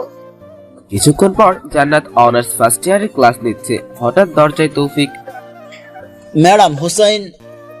কি হয়েছে হুসাইনের? আপনার ভাই তার লোক নিয়ে হুসাইনকে মারছে। অন্যদিকে, এই ছোট লোকের বাচ্চা, তোকে আমি কি বলেছিলাম? আমার বোনের পিছনে ঘুরতে নিষেধ করেছিলাম না? এবার তোকে কে বাঁচাবে? ভাইয়া হুসাইনকে ছেড়ে দাও। আজকে আমি ওকে ছাড়বো না। আমি এই ছোট লোকের বাচ্চাকে মেরে ফেলবো। তুমি যদি হুসাইনকে না ছাড়ো, তাহলে আমি নিজেকে শেষ করে দেব। না জান্নাত, তুমি নিজের কোনো ক্ষতি করবে না। ভাইয়া শেষবারের মতো বলছি, ছেড়ে দাও হুসাইনকে। জান্নাত, তুমি তোমাকে শেষ করার কে? হ্যাঁ, তুমি তো আমার জীবন। এটা শোনার পর চারদিকের মানুষ অবাক চোখে তাকিয়ে জান্নাত ও হুসাইনের দিকে দেখছে। জান্নাতের ভাই আমাকে ছেড়ে দিল, দাঁড়াতে পারছি না, প্রচুর মেরেছে। সবার সহযোগিতায় হাসপাতালে আসলাম। জান্নাতের দিকে চাওয়া যাচ্ছে না, কেঁদে কেঁদে চোখ ফুলিয়ে ফেলেছে। আমার জন্য হয়েছে সব। হাসপাতালে ট্রিটমেন্ট করানোর পর বাসায় আসলাম। শরীর ব্যথার কারণে খাওয়ানো, গোসল করানো, হাঁটা চলা করানো, এভাবেই কেটে গেল 1 মাস। আমি এখন মোটামুটি সুস্থ। প্রতিদিন বাড়িতে কথা বলি, কিন্তু জান্নাতের কথা বলবো ভেবেও বলতে পারি না। আজ বলবো ঠিক করে ফোন করলাম। আসসালামু আলাইকুম আব্বু, কেমন আছেন? ওয়ালাইকুম আসসালাম। ভালো আছি, তুমি কেমন আছো বাবা? ভালো। বাড়ির সবাই কেমন আছে? সবাই ভালো আছে। শোনো, কাল থেকে রোজা শুরু। তুমি তো রাত জেগে পড়ো। যদি সমস্যা হয় তাহলে রোজা রাখতে হবে না। না আব্বু, রোজা রাখবো। যেটা ভালো হয় সেটা করো। আব্বু, আমি যদি কখনো কোনো ভুল করে ফেলি তখন তুমি কি আমাকে ক্ষমা করবে? আমার ছেলে কোনো ভুল করতে পারে না, আর যদি করে দেখবো ভুলটা কাউকে কষ্ট দেওয়ার জন্য কিনা। আচ্ছা আব্বু, আম্মুকে দাও। আম্মু ও মরিয়মের সাথে কথা বলে ফোন রাখলাম। রাতে খাওয়ার পরে। ঘড়িতে অ্যালার্ম দিয়ে রাখো। আচ্ছা, অ্যালার্ম সেট করছি। আমার একটা কথা ছিল। আমার সাথে কথা বলতে এত লজ্জা কেন আমার সিনিয়র বউ? আমার একটা জিনিস লাগবে। আমার তোমাকে দেওয়ার মতো মানি ব্যাগ আমার জীবন আর ভালোবাসা ছাড়া কিছুই নেই। আমার মা বাবা আর বোন লাগবে। সেটা আমি কোথায় পাবো? কেন, তোমার বাড়িতে গেলেই পাওয়া যাবে। বুঝতে পারছি, কিন্তু তোমাকে নিয়ে বাড়ি যাওয়া যাবে না। আগে আব্বু আম্মুকে বিয়ের কথা জানাই, তারপর মানলেই নিয়ে যাব। আর একটা জিনিস লাগবে। আবার কি লাগবে? আমার একটা বাবু লাগবে। কি? হুম আমার সিনিয়র বউয়ের বাবু লাগবে? হুম এখন না, আগে আমার পড়ালেখা শেষ হোক, তারপর প্ল্যানিং করবে। আমার আব্বু আম্মু শোনার জন্য একজন টুকু 11 জন প্লেয়ার নিয়ে আসবো। না, আমার প্রথম একজন আর আরেকজন, মানে 2 জন লাগবে। ঠিক আছে। আমার আদর লাগবে। আচ্ছা আসো, আগামী 1 মাসের আদর একসাথে দিব। অনেক আদর দিয়েছি। আদরে আদরে ভরিয়ে ঘুমিয়ে পড়লাম। ভোর রাতে অ্যালার্মের শব্দে সেহরি খেয়ে রোজা রাখলাম ভার্সিটি যাওয়ার আগে। দাঁড়াও, ভুলে গেছো। আজ আমি রোজা, কিছু খাওয়া যাবে না। হুম তবে খুশি মনে ভার্সিটিতে আসলাম। ক্লাস শেষে আমি তৌফিক, মুনতাহা, আপু মিলে আড্ডা দিচ্ছি। কিছুক্ষণ পর মিতু। হুসাইন ভাইয়া, ভাবি। কি হয়েছে জান্নাতের? মুনতাহা আপু অবাক হয়ে আমার দিকে তাকিয়ে আছে। আমাদের ক্লাসে ভাবি অসুস্থ হয়ে পড়েছে। এক দৌড় দিলাম, সবাইকে ধাক্কা দিয়ে জান্নাতের হাত ধরলাম। তোমার কি হয়েছে? রোজা রাখতে নিষেধ করেছিলাম। কিছু হয়নি, প্রথম রোজা, তাই একটু তৃষ্ণা বেশি পেয়েছে, তাই খারাপ লাগছে। চলো রোজা ভাঙবে। না, রোজা রাখবো। আচ্ছা চলো, বাসায় যাব। জান্নাতের হাঁটতে কষ্ট হচ্ছে দেখে কোলে তুলে নিলাম। কলেজের সবাই অবাকের চরম শিখরে পৌঁছেছে। সবার সামনে কোলে তুলে নিলাম। এই ছেলে, জান্নাতকে তুমি কেন কোলে নিয়েছো? স্যার, জান্নাত তো হাঁটতে পারছে না, তাই কোলে নিয়েছি। বুঝলাম, হাঁটতে পারছে না, তাতে তোমার কেন কোলে নিতে হবে? স্যার, দেখতেই তো পাচ্ছেন জান্নাত অসুস্থ। তাতে কি হয়েছে? নামাও, মেয়েরা নিয়ে যাবে জান্নাতকে। নামাবো না, আমি নিজেই নিয়ে যাব। একে তো মুখে মুখে তর্ক করছো, আবার ছাত্র হয়ে ম্যাডামকে কোলে তুলে নিচ্ছ। নিচে নামা বলছি। স্যার, আপনার এই কথাটা আমি রাখতে পারবো না। কারণ কি? না, কারণ জান্নাত আমার বিয়ে করা বউ। স্যারের সাথে উল্টাপাল্টা কথা বলা লজ্জা করে না? বেয়াদব জানি কোথাকার। স্যার, আমরা আসলেই হাজবেন্ড ওয়াইফ। এই ছেলে, তুমি কানাকে হাইকোর্ট দেখাইতেছ? জান্নাত আমার বন্ধুর মেয়ে, ওর বিয়ে হয়েছে, আর আমি জানবো না? স্যার, বিশ্বাস করুন, আমাদের বিয়ে হয়েছে। জান্নাতের বিয়ে হওয়ার কথা ছিল আমার ছেলের সাথে, আর ওর কিনা বিয়ে হবে তোমার মতো একটা 6 বছরের জুনিয়র ছেলের সাথে। স্যার, জান্নাত আপুর সাথে হুসাইনের বিয়ে হয়েছে। জান্নাত, তুমি বলো তো মা, সত্যি কথাটা কি? স্যার, হুসেন যা বলেছে সব ঠিক। 2 মাস পূর্বে আমার আর হুসেনের বিয়ে হয়েছে। তোমার বাবা জানে এসব? হ্যাঁ, সবকিছুই জানে। ঠিক আছে, তোমরা যাও, আমি তোমার বাবার সাথে কথা বলে নেব। জান্নাতকে কোলে করে ইউনিভার্সিটি থেকে বের হয়ে যাচ্ছি। ক্যাম্পাসে সিনিয়র জুনিয়র ছেলেদের মুখে বাংলার পাঁচ হয়ে গেছে, কেননা সবার ক্রাশ এখন আমার কোলে। আমার এক পা এখন ছাদে, আর এক পা মঙ্গল গ্রহে আনন্দে। কোলে করেই সিনিয়র বউকে ভার্সিটির গেট দিয়ে বের হচ্ছি, কিন্তু লজ্জাবতী বউ আমার বুকে মাথা লুকিয়ে আছে। রিক্সা করে বাসায় আসলাম। বাসায় আসার পরে জান্নাতকে খাটে রাখলাম। এখন ম্যাডামের শরীর কেমন লাগছে? এই, তুমি আমাকে ম্যাডাম কেন বলছো? আমরা তো ভার্সিটিতে না। আচ্ছা, এখন কেমন লাগছে? আমার পিচ্চি বর আমার পাশে থাকলে আমার সব কিছুই ভালো হয়ে যাবে। নামাজ পড়ে নাও, তারপর একটু ঘুমানোর চেষ্টা করো। তুমিও নামাজ পড়ে নাও। দুজনে নামাজ পড়ে আধশোয়া হয়ে খাটে হেলান দিলাম। তারপর সিনিয়র বউকে জড়িয়ে ধরে ঘুমিয়ে পড়লাম। ঘুম থেকে উঠে দেখি আদরি বউ আমার গুটিসুটি মেরে আমার কোলের মধ্যে আমাকে জড়িয়ে ধরে ঘুমিয়ে আছে। কি অত্যাচারটাই না করলো আমাকে পাওয়ার জন্য। কারেন্টের একটা বম ছিল, সারাক্ষণ ঝাটকা দিত, এখন ফিউজ হয়ে গেছে। কপালে একটা ভালোবাসার পরশ দিলাম। অন্যদিন হলে কপালে নয় গোলাপি ফুলের পাপড়ির উপর দিতাম, কিন্তু এখন তো রোজা, তাই দুধের স্বাদ ঘোলে মিটালাম। এই তুমি আমাকে চুমু খেলে কেন? তুমি না রোজায় আছো? ঘুম ভাঙার জন্য একটা চুমুই যথেষ্ট। অভ্যাস হয়ে গিয়েছে কিনা? চুমু খাইনি, দিয়েছি। দেবে কেন? রোজা ভেঙে যাবে তো। চুমু খেলে বা দিলে রোজা ভাঙে না। তুমি কোন জায়গার মাওলানা? এত হাদিস কোথায় পাও? হাদিস বলার আগে সঠিক কিনা সেটা জানার চেষ্টা করো। এত বড় কথা, আমাকে অপমান আজকেই হুজুরের কাছে জানতে হবে। রোজা রেখে চুমু খাওয়া বা দেওয়া যাবে কিনা। আমি আর থাকতে পারছি না, একটা মাস কিভাবে থাকবো। পিচ্ছি লুচু একটা। ঠিক আছে, আমার একদিন সময় আসবে, তখন দেখবো কে লুচু আর কে ভদ্র। সেটা পরে দেখবে। এখন ওযু করে নামাজ পড়ে বাহিরে যাও। বাইরে কেন যাব? কারণ রেস্টুরেন্ট থেকে ইফতার নিয়ে আসবে। আজ বাসায় তৈরি করতে পারবো না মনে হয়। প্রথম রোজা, এই জন্য শরীর বেশি খারাপ লাগছে। বেশি খারাপ লাগছে? তোমার কিছু করতে হবে না, আমি এখনই যাচ্ছি। রেস্টুরেন্ট থেকে কিছু ইফতার নিয়ে বাসায় আসলাম, সবকিছু রেডি আমিই করলাম। জান্নাতকে কিছু করতে দিলাম না। রাতে অন্য দিনের মতো দুজন দুজনকে জড়িয়ে ধরে ঘুমিয়ে পড়লাম। অ্যালার্মের শব্দে ঘুম ভাঙার পর বাড়িতে ফোন করে সবাইকে ঘুম থেকে জাগিয়ে দিলাম। তারপর সেহরি খেয়ে রোজা রাখলাম। প্রতিদিনের মতো আজও রিক্সা করে পাশাপাশি বসে ভার্সিটিতে যাচ্ছি, কিন্তু আজ কোনো ভয় নেই। রিক্সা নিয়ে ক্যাম্পাসের ভিতরে ঢুকে গেলাম। সবার চোখ আটকে আছে আমাদের দিকে, মানে সিনিয়র বউ ও পিচ্চি বরের দিকে। সবার চোখকে ফাঁকি দিয়ে জান্নাত অফিস রুমে এবং আমি ক্লাসে চলে গেলাম। ক্লাসে ঢোকার পর সবার নজর আমার দিকে। মনে হয় একদিনে সেলিব্রিটি হয়ে গেছি। যেভাবে সবাই ড্যাব ড্যাব করে দেখছে, মনে হয় খেয়ে ফেলবে। ক্লাস কম থাকার কারণে আমিও তৌফিক ক্যাম্পাসে বসে আছি জান্নাতের অপেক্ষায়, কখন শেষ হবে ম্যাডামের ক্লাস। কিছুক্ষণ পর জান্নাত আসলো। হোসেন, তুমি বাসায় চলে যাও, আমি পরে যাব, একটু কাজ আছে। মনটা খারাপ হয়ে গেল। বিয়ের পর এই প্রথম আমাকে ছাড়া একা বাসায় যাবে। তুমি কাজ শেষ করে আমি অপেক্ষা করছি। তোমাকে যেতে বলেছি, বাসায় যাও। আমি আমার কাজ শেষ করে চলে আসবো। কি এমন কাজ যে আমাকেও বলা যাবে না? জিজ্ঞাসা করব না? ও যদি না বলতে চায়, আমি কেন জিজ্ঞাসা করব? ঠিক আছে, আমি বাসায় যাচ্ছি, তুমি সাবধানে আসবে। যাও, আমি আসতে পারবো। জান্নাত চলে গেল। দোস্ত, তোদের ভিতরে কিছু হয়েছে? না, কিছু হয়নি। আমার মনে হয় কিছু একটা হয়েছে, যা আমাকে জানাতে চাস না। এমন কিছু হয়নি আসলে। না, ও কিছু না। জান্নাত আপুর কথায় কেমন রাগ দেখতে পেলাম। হয়তো কাজের চাপের কারণে মাথা গরম আছে, তাই। যদি ভুল বোঝাবুঝির কিছু হয়ে থাকে তাহলে মিটিয়ে নে।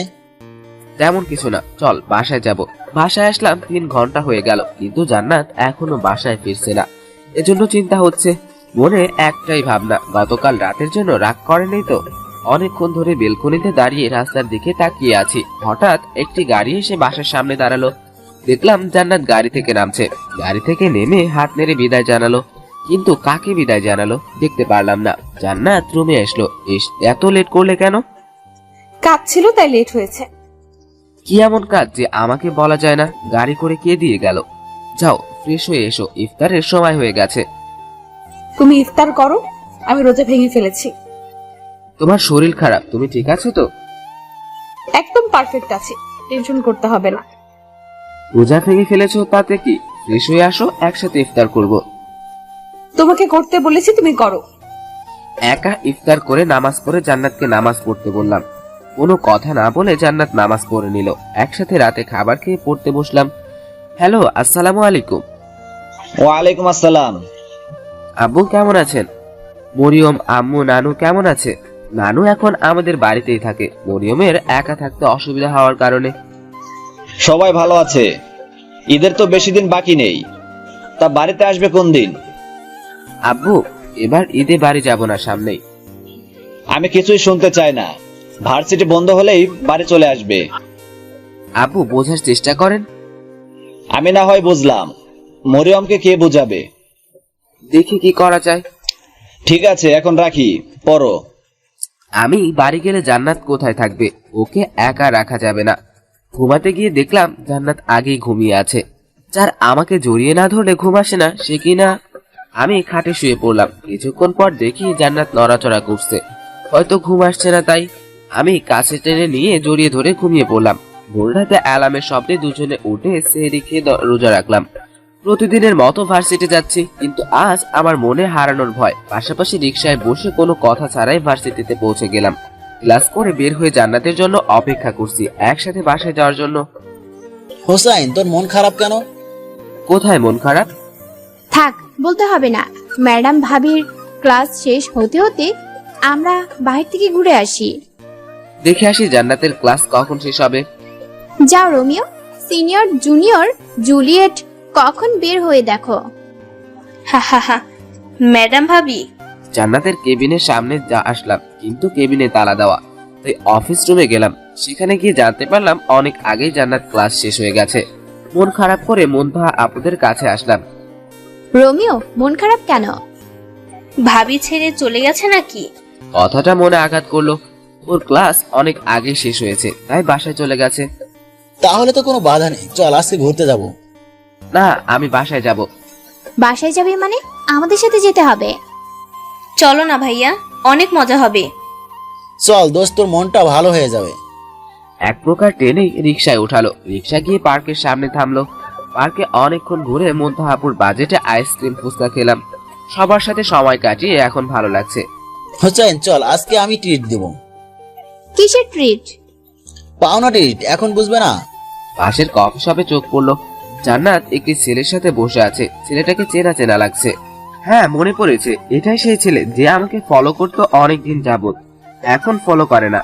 জান্নাতের সাথে ছেলেটাকে যাতে তৌফিক, মিতু, মুনতাহা আপু না দেখে অন্যদিকে নেওয়ার জন্য মনে হাজারো কষ্ট জমা রেখে, তৌফিক তুই এত কিপটা কেন?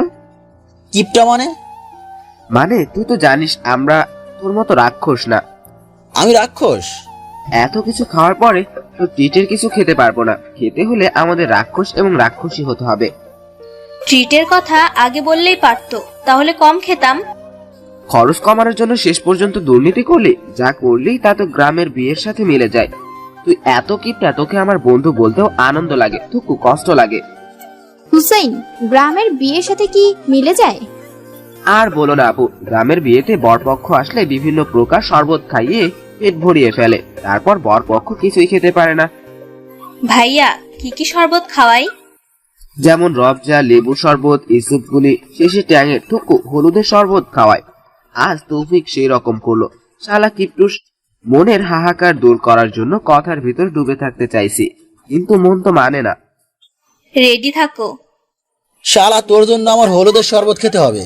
তুই আমার দোস্ত নাকি দুশমন? আমি আবার কি করলাম? শালা, তুই যে বুদ্ধি দিলি তা মিতু ডায়েরিতে লিখে রাখবে, যাতে ভুলে না যায়। তারপর বিয়ের সময় আমাকে হলুদের শরবত খাওয়াবে। টেনশন করিস না, তোর মতো কিপটুসের সাথে আমার বোনের বিয়ে দিব না। তাহলে ট্রিটের কি হবে? তোর তুলে রাখা ট্রিট এবার পকেটে রাখ, আমরা বাসায় যাই। মুনতাহা আপু চলো। চোখের পলক পড়লেই দেখতে জান্নাত একটা ছেলের সাথে বসে আছে। এই জায়গায় বেশিক্ষণ থাকলে মনের কান্না চোখে চলে আসবে, তাই পালিয়ে বাসায় যাচ্ছি। সন্ধ্যা পেরিয়ে রাত হয়ে গেছে, এখনো তো বাসায় যাই, তাছাড়া জান্নাত টেনশন করবে। ঠিক আছে, সাবধানে। বাসায় আসতে আসতে 8:30 বেজে গেছে। জান্নাত এখনো বাসায় আসেনি। আমি কোনো ভুল করলাম না তো? জান্নাত আমাকে অ্যাভয়েড করছে কেন? নিজের অজান্তেই চোখে জলে বুক ভিজে যাচ্ছে। অনেকক্ষণ যাবৎ বেলকনিতে দাঁড়িয়ে আছি। জান্নাতের করা অত্যাচারগুলো মনে করছি। না, ওগুলো কোনো অত্যাচার ছিল না, ওগুলো তো ভালোবাসা। এখন কেন ভালোবাসার খুনসুটি নেই? তবে কি জান্নাত অন্য কাউকে ভালোবাসে? গাড়ির হর্নের শব্দে ভাবনার জগৎ থেকে বের হয়ে নিচে তাকালাম। গতকালের মতো আজও জান্নাতকে বাসার সামনে নামিয়ে দিল। আজ গাড়ির লোকটা বাহিরে বের হয়ে বিদায় জানালো। লোকটি অন্য কেউ নয়, কফি শপের ছেলেটা। অলিঙ্গনের শব্দে দরজা খুলে দিয়ে ওয়াশরুমে গেলাম, যাতে জান্নাতের চোখের পানি দেখতে না পায়। ওয়াশরুম থেকে বের হয়ে, জান্নাত তোমার এত লেট হলো কেন? কাজ ছিল তাই লেট হয়েছে। কি এমন কাজ যে এত রাত হলো? ভার্সিটিতে কাজ ছিল। ও, শেষ পর্যন্ত আমার সাথে মিথ্যে কথা বললো। আমার ভালোবাসার কোনো মূল্য নেই তোমার কাছে? না চাইতেও তোমাকে আমি অনেক ভালোবাসি। তোমার একটা মিথ্যে কথা আমার হৃদয়ে রক্তক্ষরণ শুরু করলো। মন খারাপ থাকা সত্ত্বেও দুজন মিলে রান্না করলাম। রান্না শেষে আমি রুমে এসে শুয়ে পড়লাম। হুসাইন, খেতে আসো। খাবো না, ক্ষুধা নেই। কেন, তোমার শরীর খারাপ নয় তো? না, ঠিক আছে। আমার মনে তো ভালোবাসার ক্ষুধা। অন্যদিন হলে জোর করে খাইয়ে দিত, কিন্তু আজ কেন? ভাবনায় সেদ ঘটিয়ে জান্নাত পিছন থেকে জড়িয়ে ধরে ঘুমিয়ে পড়লো। জড়িয়ে ধরে ঘুমানোর নেশা হয়ে গেছে, তাই কোনো কথা না বলে কষ্ট লুকিয়ে আমিও জান্নাতকে জড়িয়ে ধরলাম। অ্যালার্মের শব্দে ঘুম ভেঙে গেল। জান্নাত, উঠো জান্নাত। আর একটু। অন্যদিন হলে চুমো দিয়ে ঘুম ভাঙাতাম, কিন্তু আজ অনেক দ্বিধাদ্বন্দ্বের হাতছানি। ওঠো, বেশি সময় নেই। না দিলে উঠবো না। কি দিব? তুমি তো আমাকে আদর করার অধিকার কেড়ে নিচ্ছ। আমি তোমার খুনসুটি অনেক মিস করি। এখানে দিবে। কপালে ভালোবাসার পরশ দিলাম। ওখানে দিলে কেন? রমজান মাস শেষ হোক, তারপর দিব। সেহরি খাচ্ছি, জান্নাত এটা সেটা উঠিয়ে দিচ্ছে। ভালোই লাগছে অনেকদিন পর জান্নাতের কাছ থেকে কেয়ার পেয়ে। মনে একটা প্রশ্ন আসছে, হঠাৎ এত কেয়ার কেন করছে? না আর না, আমি কেন জান্নাতকে সন্দেহ করছি? ও ওর মতো স্বাধীনভাবে চলুক, আমি কেন ওর স্বাধীনতায় সন্দেহের বীজ বপন করব? আমি তো জান্নাতকে ভালোবাসি, এখন থেকে যা করতে চাই তাই করতে দিব। সেহরি খেয়ে নামাজ পড়ে ঘুমিয়ে পড়লাম। প্রতিদিনের মতো আজও ভার্সিটিতে যাচ্ছি, কিন্তু আজ জান্নাত আমার হাত আঁকড়ে ধরে আছে। ভার্সিটিতে আসার পর হাত ছেড়ে দিয়ে ক্লাস শেষে অপেক্ষা করতে বলে চলে গেল।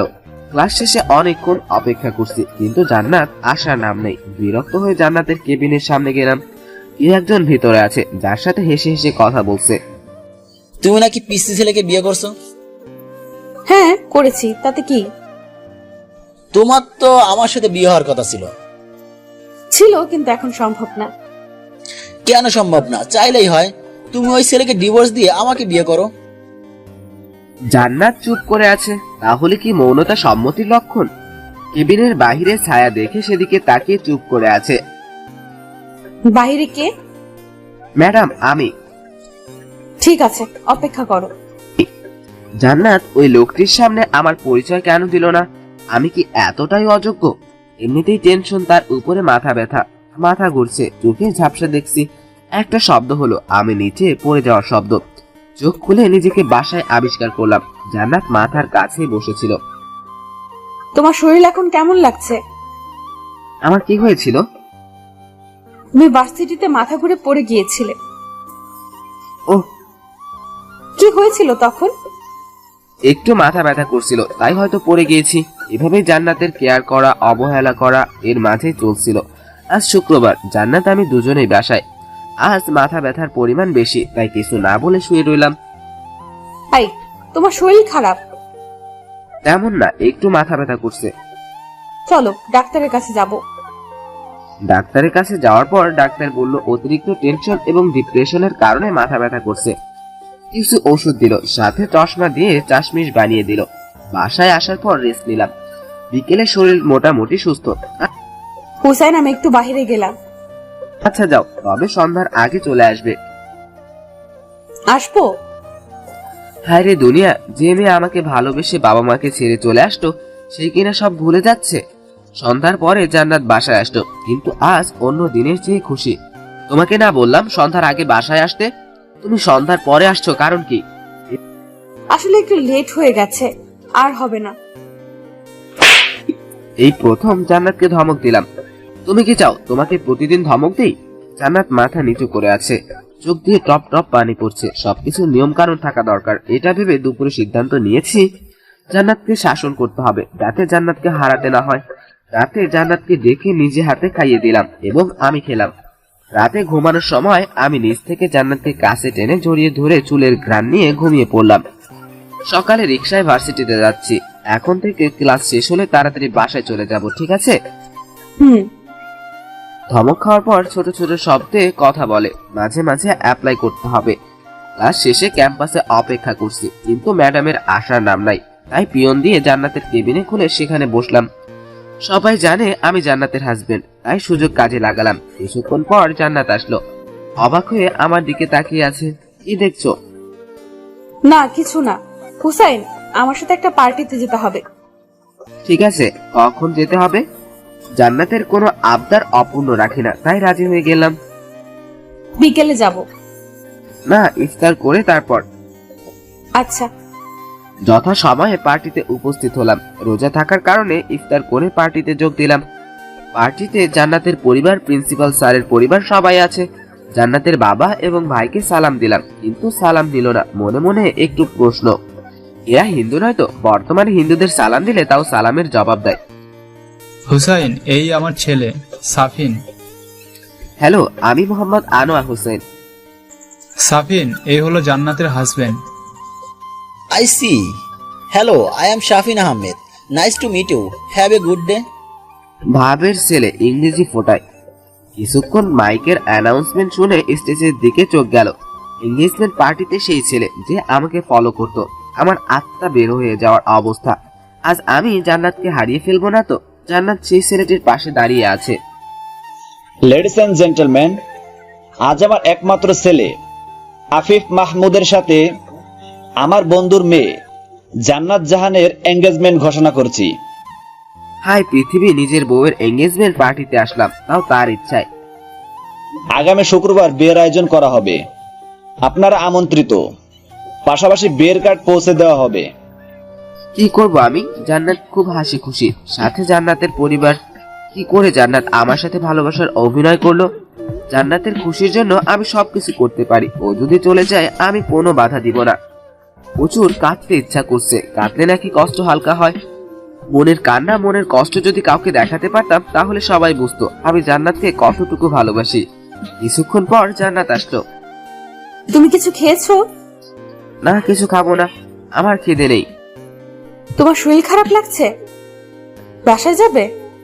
না, আমি একদম ঠিক আছি, তবে বাসায় যাব। এত কেয়ার করো কিন্তু মনটা বুঝলে না, নাকি বোঝার চেষ্টাই করো না?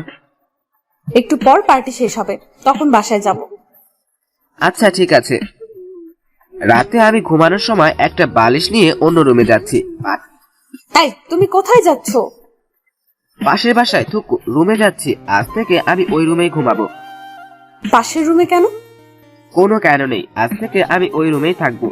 অন্য রুমে চলে আসলাম। কিছুক্ষণ পরে জান্নাত আসলো। কিছু বলবে? আমি এখানে ঘুমাবো। কেন? কিছুদিন পরে তো চলেই যাবে। আমাকে ছাড়া ঘুমানোর অভ্যাস করো। আমি তোমাকে ছেড়ে কোথায় যাব? এত কিছু হওয়ার পরেও অভিনয় করছো? কে অভিনয় করছে? কেন? তুমি আমাকে বললেই আমি চলে যেতাম, তাহলে কেন এত অবহেলা, কেন এত অভিনয়? কি বলছো? কাঁদছো কেন? অস্বীকার করতে পারবে কিছুদিন যাবত আমাকে এড়িয়ে যাচ্ছ না? অস্বীকার করতে পারবে আজ তুমি এঙ্গেজমেন্ট করনি? তুমি আসলেই আমার পিচ্চি বল, কিছুই বোঝো না। মানে? আমি কিছুই বুঝছি না। আজ কার সাথে কার এঙ্গেজমেন্ট হয়েছে? ওই ছেলেটা মানে আফিফ মাহমুদের সাথে তোমার? বোকা বাবু, এঙ্গেজমেন্ট হতে দেখেছো? না, তখন তো আমি বাইরে চলে আসি। অ্যানাউন্সমেন্ট শুনেছো কি বলেছে? এক বয়স্ক লোক বললেন আমার ছেলে আফিফ মাহমুদের সাথে আমার বন্ধুর মেয়ে জান্নাত জাহানের এঙ্গেজমেন্ট ঘোষণা করছি। তাহলে আমার সাথে এঙ্গেজমেন্ট কিভাবে হলো? তাই তো হয়েছে। আমার পুরো নাম কি? কেন? মোসাম্মদ জান্নাতুল মাওয়া। তাহলে এঙ্গেজমেন্ট হয়েছে কার সাথে? তোমার সাথে থুকু, জান্নাত জাহানের সাথে। বারবার থুকু, বারবার থুকু বলে মাফ পাবে? আজ তোমাকে ছাড়ছি না, আজ তোমাকে বোঝাবো আমি কি জিনিস। কামড় দিলে কেন? এইটা আমাকে ভুল বোঝার শাস্তি। তাই বলে কামড় দিবে? দেখো রক্ত বের হচ্ছে। কিছুক্ষণ পরে ছেড়ে দিল, কিন্তু এখনো জান্নাত আমার উপরে শুয়ে আছে। আমাকে এত এড়িয়ে চললে কেন? কোথায় এড়িয়ে চললাম? এই যে রোজার শুরু থেকে। তাহলে শোনো, আফিফ আমার ফুফাতো ভাই, তোমার আমার বিয়েতে অনেক সহযোগিতা করেছে।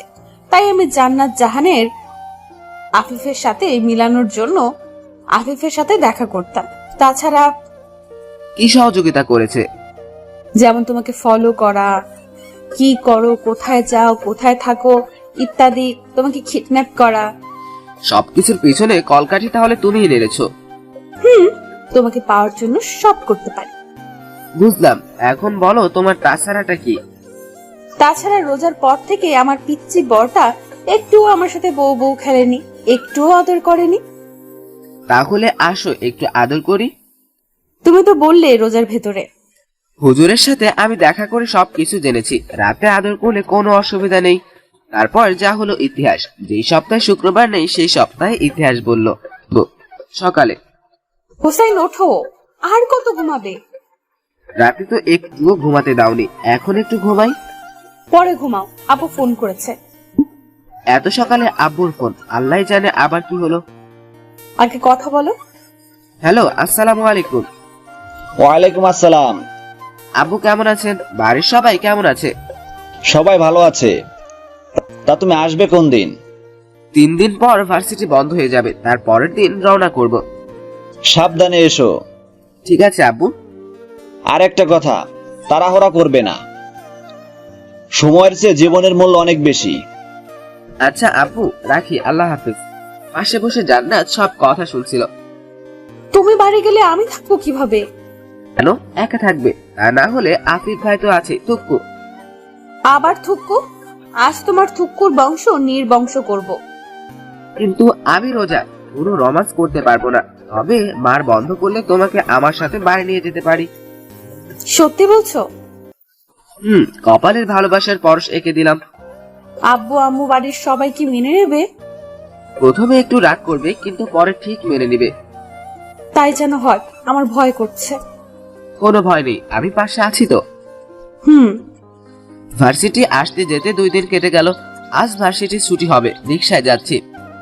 ক্লাস শেষে সোজা আমার কেবিনে চলে আসবে। এত জরুরি তলব কেন? তোমাকে নিয়ে এক জায়গায় যাব। ক্লাস শেষে পিয়ন দিয়ে জান্নাতের কেবিন খুলে বসে আছি। কিছুক্ষণ পর জান্নাত আসলো। চলো এখন যাওয়া যাক। তা কোথায় যাওয়া হচ্ছে? বাহিরে যাব। আমার সাথে যাওয়া যাবে? আজ না, শাফিন আমাদের জরুরি কাজ আছে।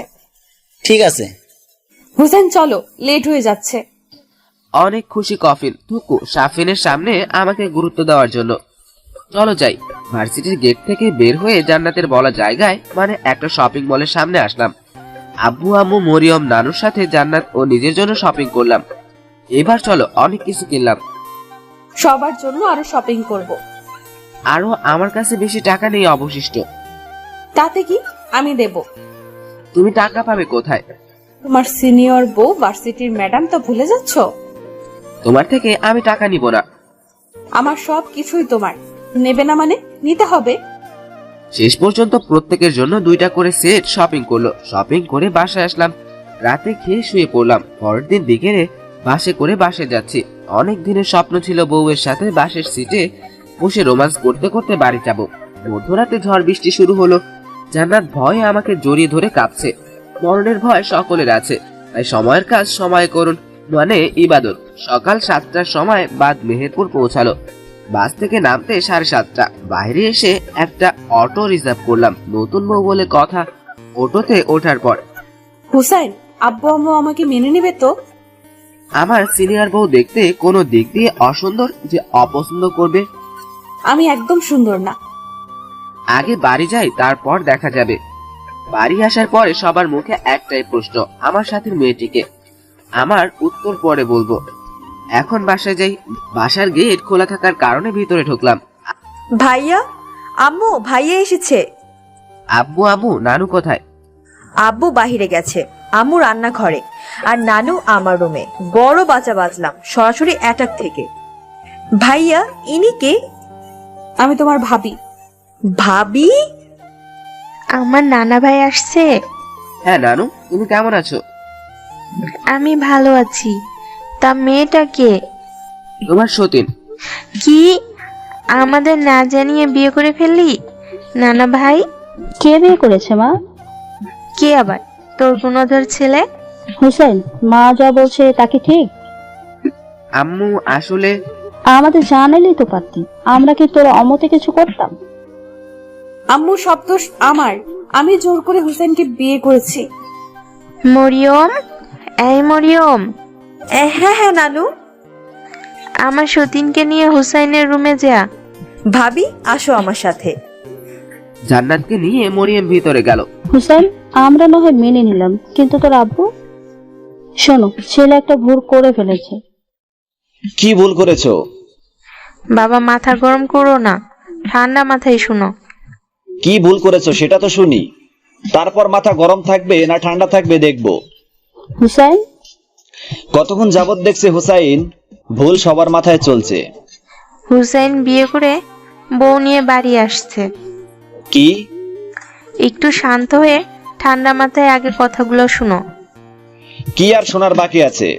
যে ছেলে কাউকে না জানিয়ে বিয়ে করে, সে ছেলেকে আজই আমার বাড়ি থেকে বের করে দেব। এতে হুসাইনের কোনো দোষ নেই। মেয়েটি হুসাইনের থেকে 6 বছরের বড়। তারপর নানু আব্বুকে সব ঘটনা বিস্তারিতভাবে বলল। আমি যেভাবে বলেছি। সিনিয়র মেয়ে হয়ে একটা জুনিয়র ছেলেকে বিয়ে করেছে। সি, যে মেয়ের রুচি এতটা খারাপ, সে মেয়েকে আমার ছেলের বউ হিসেবে মানতে পারবো না। চুপ করে আর দরজার পাশে থাকতে না পেরে আব্বু রুমে আসলাম। আব্বু, তুমি সব কি বলছো? জান্নাত এখন আমার বিয়ে করা বউ? আমি এ বিয়ে মানি না। জান্নাত ওর বাবা মাকে ছেড়ে আমার কাছে চলে এসেছে। যে মেয়ে মা বাবাকে ছেড়ে আসতে পারে, সে মেয়ে কতটা ভালো বোঝাই যাচ্ছে। আব্বু, তুমি সব কি বলছো? আমি ঠিকই বলছি। এখন এই মেয়েকে তার বাবা মার কাছে দিয়ে আসো। তা কখনো সম্ভব না। আমি জান্নাতকে ভালোবাসি। তোমার লজ্জা করে না এসব কথা বলতে? তাও আবার একটি সিনিয়র মেয়েকে নিয়ে, যে কিনা তোমার থেকে 6 বছরের বড়। করে না লজ্জা, কারণ জান্নাত আমার বিয়ে করা বউ। এখনই ওই মেয়েকে আমার বাড়ি থেকে বের করে দাও। জান্নাত বের হয়ে গেলে আমিও চলে যাব। যাও বের হয়ে, দেখবে টাকার প্রয়োজন হলে ঠিকই চলে আসবে। আম্মু, নানু মরিয়ম অনেক কেঁদেছিল আমি যাতে ঈদ না করে বাড়ি থেকে না আসি।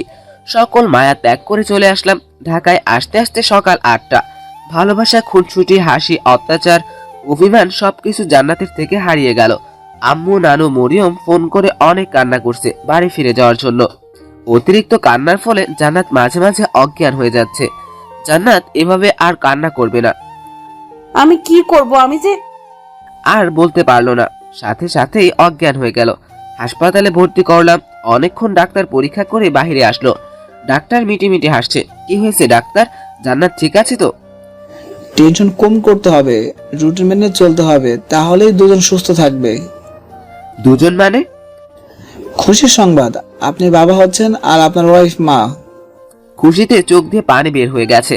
আর কিছু না বলে একরকম দৌড়ে জান্নাতের সামনে গিয়ে জড়িয়ে ধরলাম। আমি চাইছিলাম পড়ালেখা শেষ করে বাচ্চা নেব, কিন্তু ভুলবশত হয়ে গেল। তাই জান্নাতের উপর রাগ করলাম না। বাচ্চাটাই হয়তো জান্নাতের মন ভালো করার ওষুধ হয়ে উঠবে। হাসপাতাল থেকে বাসায় আসলাম। জান্নাত এখন থেকে আর কান্না করতে পারবে না, মন খারাপ করে থাকতে পারবে না। রুটিন অনুযায়ী চলতে হবে, নয়তো বাবুর ক্ষতি হবে। আমি বাবুর জন্য সব করব। ভালোবাসা, আদর, অনুভূতি, কেয়ার করতে করতে বাবু আসার সময় ঘনিয়ে আসলো। জান্নাতকে হাসপাতালে ভর্তি করা হলো। জান্নাতের ইচ্ছা ছিল জান্নাতের মা যেন ওর পাশে থাকে। পারলাম না। না পেল বাবা মার ভালোবাসা, না পেল শ্বশুর শাশুড়ির ভালোবাসা। সেই থেকে জান্নাত লুকিয়ে কাঁদে। আজ কান্নার গতি অনেক বেশি। সব মনে পড়ে গেছে হয়তো। জান্নাতের ছেলে হলো, আমি এখন পিতা হয়ে গেলাম। আর ওইদিকে তৌফিক আর মিতুর বিয়ে হয়ে গেছে। তাদের একটি মেয়ে হয়েছে, নাম তুলি। আর আমার ছেলের নাম মাসুম। এইভাবে 6 বছর পার হয়ে গেল। আর আমি একটি চাকরি পেয়েছি। মাসুমের সাথে দুষ্টুমি করছি। হঠাৎ জান্নাতের মোবাইলে কল আসলো। আমি কথা বলবো। হ্যালো। এটা জান্নাতের নাম্বার। হ্যাঁ, আম্মুর মোবাইল। তুমি কে? আমি জান্নাতের ভাই। তুমি কে? আমি মাসুম বাবু। তোমার আব্বুর কাছে দাও। আব্বু, এই নাও। হুসাইন বলছি। কে বলছেন? আমি জান্নাতের ভাই বলছি। ওহ, আসসালামু আলাইকুম। ওয়ালাইকুম আসসালাম। হঠাৎ ফোন করলেন? আসলে আম্মু অসুস্থ, হাসপাতালে ভর্তি করা হয়েছে। আম্মু বারবার জান্নাতকে দেখতে চাইছে। এখন আমি কি করতে পারি? যখন জান্নাত অসুস্থ ছিল তখন আমি আপনার কাছে কতবার ফোন করেছি, আপনি কোনো সাড়া দেননি। এখন কেন আবার ফোন করেছেন? একটু বোঝার চেষ্টা করো, আম্মুর অবস্থা বেশি ভালো না। কোন হাসপাতালে আছে? তারপর হাসপাতালের নাম বলে ফোন রাখলো। এই, তোমার অফিস নাই? আসে তো, একটু পরেই যাব। আমার সাথে এক জায়গায় যেতে হবে, রেডি হও। আমার ভার্সিটি আছে। কাজ শেষে চলে যেও। জান্নাত ও মাসুমকে না জানিয়ে হাসপাতালে চলে আসলাম। আমরা হাসপাতালে কেন আসছি? এখানেই কাজ, ভিতরে চলো। কে অসুস্থ বলো? গেলেই দেখতে পারবে। আম্মুর কিছু হয়নি তো? জান্নাতের ভাই আসলো। কোনো কথা না বলে আমাদের একটি কেবিনে নিয়ে গেল। জান্নাত ওর আম্মুর দেখার পরে কান্নায় ভেঙে পড়লো। জান্নাতের দেখা দেখি মাসুম হাসপাতালে কান্নার দোকান খুলে বসলো। আমি এখন মহা বিপদে, কাকে রেখে কাকে সামলাবো? উপায় না পেয়ে মাসুমকে নিয়ে বাহিরে আসলাম। কিছুক্ষণ পরে মাসুমের কান্না বন্ধ করে মাসুমকে নিয়ে ভিতরে গেলাম। ততক্ষণে জান্নাতের কান্না বন্ধ হয়েছে। জান্নাত, একটু শুনবে? একটু সাইডে এসো। বলো, কি বলবে? মাসুমকে নাও, আমার অফিস যেতে হবে। দাও। তুমি থাকো, আজ ভার্সিটিতে যেতে হবে না। ঠিক আছে, যাব না। তাহলে আমি আসি। কাউকে না বলে অফিসের জন্য বের হয়ে গেলাম। দুপুরে, হ্যালো জান্নাত, আমি মাসুম। তোমার আম্মু কোথায় বাবা? আম্মু রুমে। তুমি কোথায়? আমি আমার মামার সাথে। মামার সাথে? এরা আবার আমার থেকে জান্নাত ও বাবুকে দূরে সরিয়ে নিয়ে যাবে না তো? তোমার আম্মুর কাছে দাও। আম্মু, তোমার ফোন আব্বু। বলো। তোমার আম্মুর অবস্থা এখন কেমন? এখন একটু বেটার, বিকেলে রিলিজ করবে। ঠিক আছে, বিকালে হাসপাতালে চলে আসবো, রাখি। হুম। বিকালে চলে আসলাম হাসপাতালে। ভিতরে গিয়ে দেখলাম সবাই আছে, তাই সালাম দিয়ে সোফায় বসলাম। সবাই কথা বলার চেষ্টা করছে, কিন্তু আমার মনে পিছনের তিক্ত অপমান। মাসুম আমার সাথে দুষ্টুমি করছে। জান্নাতের মা চুপি চুপি বলছে, আমার সাথে বাসা চল মা। না, তা হয় না। মা যেখানে হোসেনের কোনো ছায়া নেই সেখানে যাব না। আমি জামাইয়ের সাথে কথা বলি। না, বলতে হবে না, আমরা আমাদের বাসায় যাব। সবাই হাসপাতাল থেকে বের হয়ে যাচ্ছে। সবাইকে এর গাড়িতে উঠিয়ে আমরা ফিরে আসছি। তখন হাতে টান অনুভব করলাম। ফিরে দেখি জান্নাতের আব্বু। বাবা, আমার মেয়ে আমাকে জীবনও ক্ষমা করবে না। তুমি অন্তত আমাকে ক্ষমা করে দাও। এখন বুঝতে পারছি সেদিন আমি কি ভুল করেছি। হুসাইন আব্বু একদম ঠিক বলেছে। তুমি আমাকেও আমার পরিবারকে ক্ষমা করে দাও। আমিও আমার পরিবার তোমাদের উপর অনেক অন্যায় করেছি। আমি চুপ করে জান্নাতের দিকে তাকিয়ে আসি। আমার নানা ভাইকে নিয়ে আমার বাসায় চলো, তোমার হাত জোর করে বলছি, আমাকে ক্ষমা করে দাও। এতক্ষণ জান্নাতের দিকে তাকিয়ে আছি। জান্নাতের চোখের পলক ফেলে সম্মতি দিল। যেতে পারি, তবে আমরা থাকতে পারবো না।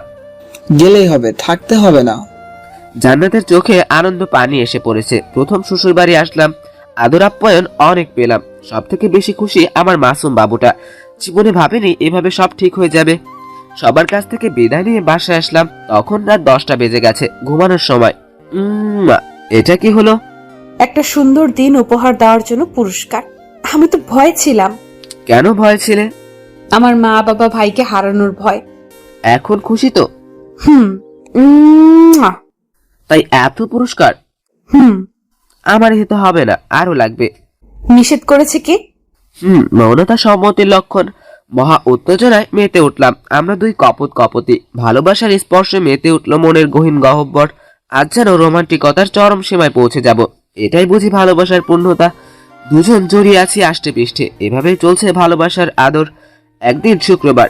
জান্নাত, আজ আমাদের বিয়ে বাড়ি যাব। জান্নাত, আজ আমাদের বিয়ে বাড়ি যাব। কে আবার তোমার বিয়াই? কেন? তৌফিক। ও তো বিয়াই বলতে বলতে কান পচিয়ে ফেলছে। আমার কিউটের ডিব্বার জন্য ওই পোটকা মাছ বউ আমি আনবো না। আম্মু, বউ কি? তুমি বুঝবে না বাবা। আমার বউ লাগবে। কি বলে ছেলে? কেন, তোমার বউ আছে, আমারও লাগবে। আল্লাহ গো, রশি ফেলাও, আমি উঠা যাই। মাসুম বাবু এসব বলে না। তুমি বড় হলে বউ এনে দেব। আমি তো বড় হয়েছি। জান্নাত, খোন্তা কুড়াল সাপল যা আছে দাও। কেন, কি করবে? বাটিতে হবে? মাটি ফাঁক করো, ঢুকে যাব। এসব কি বলছো? দেখো তোমার ছেলে এখনই কি বলে, বড় হলে আরো কত কি বলবে আল্লাহ জানে। আমার মাসুম বাবু সব বুঝে, সিনিয়র জুনিয়র কম্বিনেশনে। থাক, আর বলতে হবে না। তোমার বাবু এক্সট্রা অর্ডিনারি, তাই তো? আব্বু, আমার বউ লাগবে। আগে বড় হও, তখন এনে দিব। কান্নার দোকান যাতে চালু না হয় এজন্য কথায় কান দিলাম। আমি বড় হয়েছি, দেখো। যখন পড়ালেখা করে চাকরি করবে তখন এনে দিব। ততদিন আমি কিভাবে থাকবো? দিলে তো সব নষ্ট করে। এবার থামাতে ঘাম ছুটে যাবে। যাও, তোমার বাবুকে ফিডার খাও। খাওয়াবই তো। আদরে আদরে একটা বাদর তৈরি করছে। অনেক কষ্টে বউ দেখতে যাওয়ার কথা বলে কান্না থামালাম। কিছুক্ষণ পর শ্বশুরের ফোন। না ভাই, আমি আজকে বউ দেখতে যাব। কার বউ দেখতে যাবে? কেন, আমার বউ। কি বলছো? তোমার আম্মুর কাছে যাও। আম্মু, না না, ভাই কথা বলবে। জান্নাত, মাসুম এসব কি বলছে? কান্না থামানোর জন্য বলছি। ও, বাসায় আসিস, এখন রাখি। বিকেলে তৌফিকদের বাসায় গেলাম। আমার জামাই বাবাজি কেমন আছে? ভাই একটু ক্ষান্ত দে, না হয় আজই তোর মেয়েকে নিয়ে যাবে তোর পাগলা জামাই। ভিতরে গিয়ে বসলাম। সবাই কথা বলছে। তোহা তৌফিকের মেয়ে তুলির সাথে খেলছে। কিছুক্ষণ পর, আব্বু, আমার বউ কই? আমি তো বিষম খেলাম। বলে কি এই ছেলে এখনো মনে রেখেছে? মাসুম বাবু বড় হলে এনে দেব। শুরু হলো কান্নার শপিং মল। এতদিন কান্না কম ছিল, তাই কান্না থামিছে না। বউ দেখাবো, তবে 2টা শর্ত মানলে বউ দেখাবো। কি শর্ত? আমি মানবো। শর্ত না মানলে আল্লাহ পাপ দেবে। 1, আজকের পর আর বউ দেখার বায়না করবে না। 2, লেখাপড়া করার পরে বিয়ে করে বউ পাবে। রাজি তো? তোহা একবার আমার দিকে একবার জান্নাতের দিকে তাকাচ্ছে। তুলি তোমার বউ হবে। বড় হলে বলার দেরি তুলিকে জড়িয়ে ধরে এক গালে একটা চুমু, অন্য গালে কামড় বসিয়ে দিল। তুলির কান্নাকে দেখে, তুলির কান্না দেখে মাসুমের কান্নার দোকান চালু। ভালোই মিলেছে, দুইটা কান্নার দোকান। মিতু তুলিকে থামানোর ব্যস্ত, জান্নাত মাসুমকে থামানোর ব্যস্ত। আমার পিচ্চি জামাই তো অনেক রোমান্টিক। দেখতে হবে না ছেলেটা কার? সিনিয়র। থাক, আর বলতে হবে না। রাতে বাসায় আসলাম। হ্যালো, আসসালামু আলাইকুম। ওয়ালাইকুম আসসালাম। কেমন আছিস বাবা? ভালো, আপনি কেমন আছেন? এখনো রাগ করে আছিস? না, রাগ করবো কেন? গত 6 বছরে মাত্র আব্বুর সাথে 4 বার কথা হয়েছে। তাও কেমন আছেন? ভালো আছি, এই পর্যন্তই। আর মরিয়ম, আম্মু, নানুর সাথে কথা হয় মাঝে মাঝে। আমার দাদু ভাই কেমন আছে? ভালো। আপনি জানলেন কিভাবে? মরিয়াম বলল। বৌমা কেমন আছে? ভালো আছে। মরিয়ম, আম্মু, নানু কেমন আছে? সবাই ভালো আছে। হুসাইন, আমার দাদু ভাই আমার বৌমারে নিয়ে বাড়িতে আয়। কেন, আবার অপমান করে বাড়ি থেকে বের করে দিবেন? যাবে না ওরা আপনার বাড়িতে। তবে আমি যাব আমার বোনের বিয়েতে। আমাকে ক্ষমা করে দে বাবা। আমি ক্ষমা করার কে? দেখেন আল্লাহ ক্ষমা করে কিনা। হঠাৎ একটা শব্দ হলো, ফোন কেটে গেল। আমি এসব কি বললাম? আমি এখন বড় অপরাধী। ভাইয়া, আব্বু স্ট্রোক করেছে। এটা আমি কি করলাম? আব্বুর মনে এত বড় কষ্ট দিলাম। আল্লাহ আমাকে কখনো ক্ষমা করবে না। ভাইয়া, তুই তাড়াতাড়ি চলে আয়। আসছি। আব্বুর কি হয়েছে? আব্বু স্টক করছে। কেন এই কথাগুলো বলতে গেলে? এখন যদি আব্বুর কিছু হয়ে যায়, নিজেকে জীবনেও ক্ষমা করতে পারবে? আব্বুর কিছু হবে না, তাড়াতাড়ি রেডি হও, বাড়ি যাব। বাসের টিকিট কেটে বাড়ি যাচ্ছি, পথ যেন শেষই হচ্ছে না। মরিয়মকে ফোন করলাম। মরিয়ম, আব্বুর এখন কি অবস্থা? হাসপাতালে ভর্তি করেছি, ডাক্তার দেখছে। রাখি। কিছুক্ষণ পরে আবার ফোন করলাম। এখন কি অবস্থা? এখন একটু ভালো, ডাক্তার ঘুম পাড়িয়ে রেখেছে। ঠিক আছে, ভালো থাকিস, আমি আসছি। সকাল 8টায় বাস থেকে নামলাম, রিক্সা নিয়ে হাসপাতালের সামনে আসলাম। ভাইয়া কেমন আছিস? ভাবি কেমন আছেন? মাসুম, যাও ফুপির কোলে যাও। মাসুম সারা রাত গাড়িতে ঘুমিয়েছে। মরিয়মের কোলে দিয়ে আমিও জান্নাত আব্বুর কাছে গেলাম। আব্বু বেডে হেলান দিয়ে বসে আছে। আমাকে দেখেই হু হু করে কেঁদে দিল। দৌড়ে গিয়ে জড়িয়ে ধরলাম। আব্বু, আমাকে ক্ষমা করে দেন। আমি গতকাল কি বলতে কি বলে ফেলেছি। আমাকে ক্ষমা করে দিস। আমি তোদের সাথে অনেক বড় অন্যায় করেছি। আব্বু এখন কথা কম বলেন, আবার অসুস্থ হয়ে যাবেন। আমাকে মাফ করে দিস মা। অসুস্থ হয়ে ভালো হয়েছে, তোদের তাড়াতাড়ি দেখতে পেলাম। বাহির থেকে এসে মরিয়ম মাসুমকে আব্বুর কোলে দিল। এই তোমার কথার মেশিন নাও। আমার দাদু ভাই কথাই মেশিন মানে?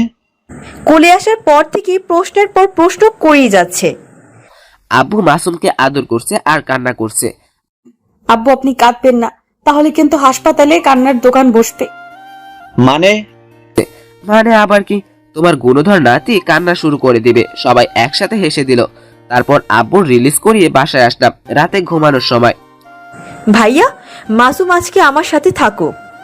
ভুলেও না, ওর ঘুমানোর জন্য অনুমতি লাগে না, কিন্তু উঠলে আমাদের দুজনকে না দেখলে কি করবে? কি আর করবে? 4-5টা কান্নার দোকান মিলিয়ে শপিং মল বানাবে আর সারা দিন জ্বালিয়ে মারবে। রাখো তোমাদের কথার মেশিন আর পানির টাঙ্কি। তোমার ছেলে আসলেই এক্সট্রা অর্ডিনারি। দেখতে হবে না ছেলেটা কাদের, সিনিয়র জুনিয়র। থাক, আর গভীরে যাওয়ার প্রয়োজন নাই। সবকিছু মিটমাট, কিন্তু আমার তোহা বাবুর জন্যই সম্ভব হলো। আসো আমরা এটা সেলিব্রেশন করি। এত রাতে কিভাবে সেলিব্রেশন হবে? কিভাবে আবার? রোমান্সের সাগরে ডুব দিয়ে। লুচু একটা। লুচু দেখাচ্ছি। লুচু কাকে বলে, কত প্রকার ও কি কি। এই মাসুম জেগে যাবে। আমার ছেলে সব বোঝে, তাই আমাদের ডিস্টার্ব করবে না। এক্সট্রা অর্ডিনারি ছেলে বলে কথা।